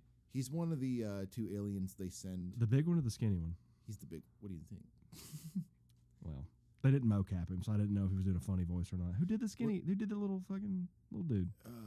Bebo or whatever his name is. Can't remember. Meeboo. Yeah, I've seen him in other stuff, but dude. So they do a thing in this movie, which I don't remember them doing this thing animated Lilo and Stitch, but when they come to Earth in this movie, they do these things where they can find humans and just take their identity and look like them. Yeah. So he looks like Zach Galifianakis for the majority of the movie. That's stupid. The beginning and the end, he's the creature. Nah, dude. The Lilo and Stitch, they just dressed the yellow one up like a chick, and then the big one had like a Hawaiian shirt and like an afro or something. Yeah. No, they look like humans for the majority of the movie. It's probably to cut down on CG budget because it doesn't look really good anyway. But they probably didn't have enough money. They probably wanted to make that movie on the cheap as far as Disney movies go. Oh god. But yeah, I don't care about these live action Disney remakes. What they should be doing is making animated remakes of Kevin Smith movies. Dude, they should make Dogma 2. No, they shouldn't. Dogma is good how it is. It doesn't need a sequel. Kevin Smith, if you hear this. Is this his last, well-loved movie? It's got to be the last one, right? Because after this, you get Jay and Silent Bob Strikes Back and then Clerks 2. People don't really like Clerks 2 as much as the first. real potheads like Clerks 2. I think that's about it. Like, if you're, you know what I'm saying? Like, it's not exactly a critically beloved film. Let me hear. I've just got his things in order. Yeah, because it goes Dogma, Jay and Silent Bob Strike Back, Jersey Girl. Did you ever see Jersey Girl? That was on rotation at me and my parents' house. 2004, dude. Ben Affleck, Liv Tyler, George Carlin's in it. I think it's something. Somebody dies or something like that, and then he's got to be a dad. Yeah. Anyways, because after that, dude, he makes Jersey Girl, Clerks 2, Zack and Miri Make a Porno. I like that movie. Cop Out. I mean, dude, once you hit Cop Out, people pretty much don't like anything. And that's, I mean, I'm being generous by saying once you hit Cop Out, because there's people that don't like Zack and Miri Make a Porno, and there's people that don't like Clerks 2, like you just said. Yeah. So I think Zack and Miri Make a Porno was funny. I mean, that came out when I was in middle school, so yeah. I mean, he's got potty humor in the first place. So, I mean, 2008 potty humor from a pothead. I mean, yeah, that's middle school boy humor, I'm pretty sure. Yeah, so. yeah. I mean, I just find Seth Rogen to be, he's just delightful and everything. I do enjoy I don't think Seth I've seen a Rogen. movie with Seth Rogen in it that I hate, because he just makes everything more enjoyable for some reason. Have I seen a Seth Rogen movie with it? I don't think I've never seen Sausage Party, so I can't say that I have. Oh, I didn't finish that. Yeah, I didn't like that. I forgot. He's not. You don't see him. He's not. He made it. It's his fault. Yeah, I'm blaming him. and he's responsible for some of the things that I love the most, like The Boys and Invincible. There you go. He's a showrunner for both of those. So. But anyway, Where the fuck were we? we were talking about Dogma, in some way. Oh or yeah, another. this movie. Yeah, this movie. we got all the way from Kevin Smith to Lilo and Stitch to Seth Rogen. Mm-hmm. No, we were talking about the actors. We were talking about Alan Rickman. We were talking about Yeah. McTiernan. You were saying, you were asking me, was Rickman anybody? And he was somebody, but I don't think he was out. I mean, and then this is a failing on my part because I don't know his entire filmography. But I mean, I really think over here in America, he was Hans Gruber. Okay, I'm like putting. so he was kind of somebody at this point then because. I mean, like, you know, film nerds like Kevin Smith know who he is. You know what I'm saying? Like that Yeah. dude's like, you know, the fucking. Yeah. But like to a general audience, I think people that saw Dogma, they're like, that's Hans Gruber. So You know, I'm I curious, could be wrong, but Yeah, I'm curious as to what the budget of this movie is. I'm gonna look real quick because this is like the first Kevin Smith movie with this many special effects. Yeah, and they don't really look that bad. they most don't of look the time. great either. The shit monster looks really Good bad. God, dude, Yeah, the shit demon they call him. the shit demon. So Alan Rickman, 2001 was the first Harry Potter. While you're looking that up, I'm also trying to look up. So you got it. So the Yeah. budget for this movie was like $10 million. $10 million. Yeah, which is a lot compared to like Clerks, which I don't even think cost $1 million to make. Right? Yeah, I think So- you're correct about that, sir. Yeah. If you'll allow me to go on this small tangent real quick, after Die Hard, are you familiar with a movie called Quigley Down Under? I'm not. That is a movie that my parents' age would really fuck with. It's Tom Selleck. He's in that movie. And then he's in a Robin Hood movie. I think he's in 2 Robin Hood movies, actually. Oh, It's the Kevin Costner Robin Hood movie. yeah. He's I'm in familiar that with one. So What year is that? Robin Hood, that is 91. All right, we're talking about Alan Rickman, right? Yeah, we are So- talking. Yeah, I know. No, I sorry. was just keeping the. Keeping it on in. track. And then, I mean, unless you're like, I mean, there's an Ang Lee movie thrown in here between Dogma to that Robin Hood movie. So he's somebody at the point. Of He's, I mean, dude, he's got a Yeah. lot of, I mean, there's some movies in there that, I mean, there's some real dramatic, just, you know, meaty actor roles. I feel like though you ask anybody, like, I'd say if it's not Hans Gruber or Grubber or whatever how you say it, Gruber. if it's not that role, people know him as Professor Snape. Absolutely. You know, and I feel like after he's Snape and he's got the Harry Potter money, I wonder if he does this movie. Like if this movie gets made, if he made it like in 02 or something like yeah, that. like if this movie gets made after the 3rd Harry Potter movie, do you think that he's in it? Like, do you think that they could get him? I don't know. That's the thing is I don't know because I was listening to something. They were talking about it. He sent it over to Alan Rickman, and he was interested in Kevin Smith because he had seen Mallrats, or he'd seen Clerks or something like that, and he was like, "Well, what's this guy doing?" You know, and then like that was, and it never really worked out until it did with Dogma. Wow. Kind of weird, right? Well, it's crazy how all these things just work out. You know, Alan Rickman's a weird glue in this movie. Mhm. He makes it like the 3 or 4 sequences that his character is a part of in the movie. It kind of like it pulls it together when the movie starts to meander. You know, and starts to kind of. I just got goosebumps thinking about that. Dude. He's very warm. He brings it. Yeah. He brings it right. Yeah, back, he brings it man. because he makes he connects the Bethany character to like this supernatural where all these other characters that have already been explained so far. They know it. Everybody knows everything but Bethany, and Metatron's like trying to convey. Yeah, and he can, and so he brings her into the fold in the beginning of the movie, and then like there's a sequence where they're sitting down eating. In the woods or whatever. Or are you talking about? Oh no, I guess maybe they're drinking. They're at a bar. And when he first is explaining everything to her. No, I guess yeah. So another thing in this movie is that the angels can't they can't drink, they just like put the alcohol in their mouth and then spit it back out. Yeah. For what do you get drunk? I don't like. It was because. It was because of what Bartleby and. Yeah, it's because of what Bartleby and Loki did. They got drunk, and that's why he retired. Yeah, it's just so layered. The movie's so layered. I hate to keep spinning my so wheels well. about that. Like like any hole you want to poke in the plot, there is some sort of explanation for it. And this might be like the best movie from Kevin Smith as far as that goes. Where you can't be like, why didn't they just do this? Oh, Like, consistent writing. Yeah, it's just such consistent. Like the story makes sense every step of the way, or he finds a way to make it make sense. Yeah, you know? yeah. He kind of makes that Deus Ex Machina. However, he's got to make it, I guess. But Yeah. it was good, man. Alan Rickman's great.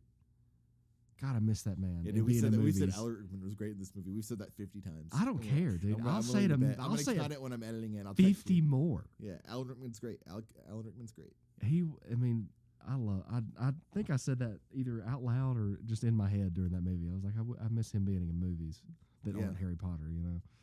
But Yeah. luckily, we have a well to go back to watch him in other things, like in Dogma Yeah, and Die Hard. and fucking Die Hard. How many Die man. Hards is he in? Just that one. Oh, okay. Cool. Have you Then not finished it? I didn't know if they. I don't know what those movies do after the first one. I don't know if they could have brought him back. You know. Oh, I also don't man. know if any of them are prequels to the first one. I have no idea. No, you know? dude. Die Hard 1 is we gotta blow this fucking building up, and then Die Hard 2 is we gotta blow this train station up, I think. But then 3 is where it comes back to being good. 2 is like people are like 1, 3, maybe 2. Like if you're ranking it, I don't know. Okay, but there's 5 of them, right? God, there's like 5 or 6, yeah. Yeah. But only one has Alan Rickman. Okay, well then I've seen all the ones that I want to watch.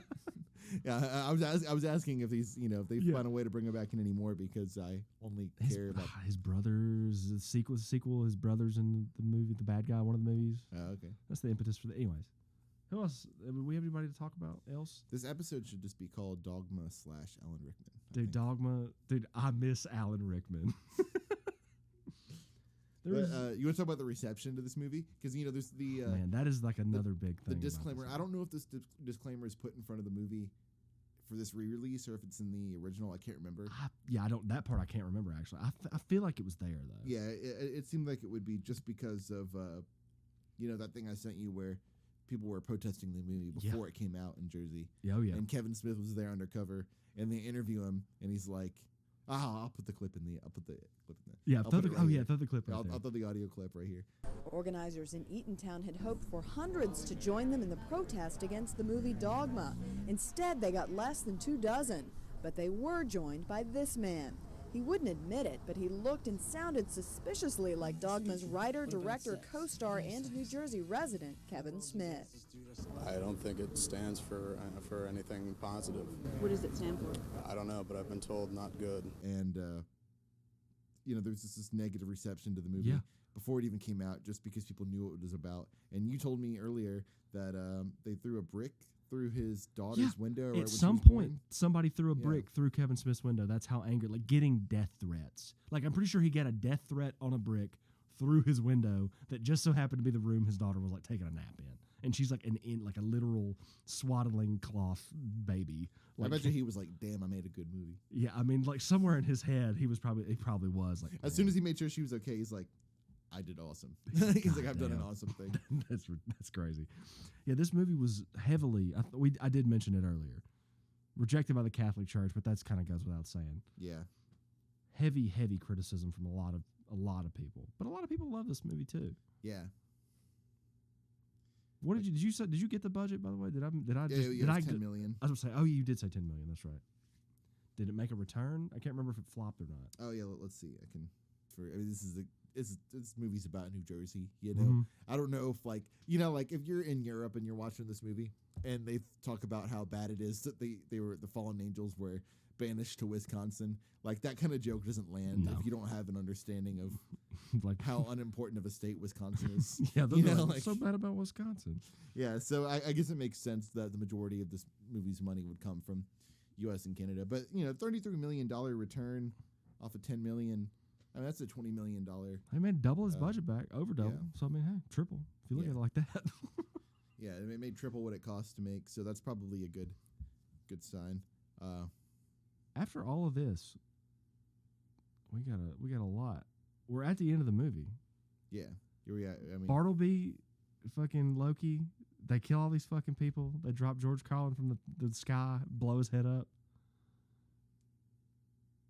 And then they get stopped. They get blasted. They get beat. but not before Ben Affleck betrays Matt Damon, Cuts his wings off. Right? cuts his fucking, or Jay cuts Ben Affleck's wings off. Sorry, Shoots him off. Bartleby's. Yeah. You're right. Forgive me. He shoots him off with a Mac 10 or whatever. Bethany goes and finds God, Pulls him off life support. pulls so him he off dies. life support. He Can go comes back in the to heaven. church, Yeah. And God is Alanis Morissette. and God is fucking Alanis Morissette, and she blows up Ben Affleck's head, and the movie's over. Movie's saved. The day is saved. She revives Lyndon Fiorentino, who was erroneously hit by God lightning when she undid him from fucking life support. And then Alan Rickman impregnates with his hand. He impregnates Bethany at the end. He literally turned her into Mary or yeah, whatever. Yeah, he makes her the Virgin Mary, Yeah. Virgin Bethany, if you will. Virgin Bethany, yeah. Yeah. And Good the ending. movie, Jay and Silent Bob want to go to Quick Trip, and he says some crass joke, and seems like Bethany's friends with him. And the movie's over, man. Yeah. Good ending. No wasted time. No, For a 2 hour and 10-minute movie, there was no wasted time. It all feels essential. I really was. I was just. That's another thing. I was shocked, man. I was shocked that I was like, this movie, I could watch it just how it is. I don't need a longer edition. I don't need a shorter one. Yeah, no, it's perfect. Yeah. Yeah. This is probably one of his best. I'm sure we have detractors, people who don't agree with us, but I would say this might be his best, like, edited, like, the cut that we have received is the best cut of any movie he's got. Yeah, I can see that. You know, there's a few that are up there, but this one might be might be his tightest movie. Yeah, it's the of the ones that I've seen, which is the majority of them.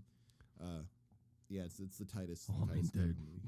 we're not far from like it going down. So I mean, you know, it's got to be like the tightest one's got to be somewhere in this area, right? Yeah, you know.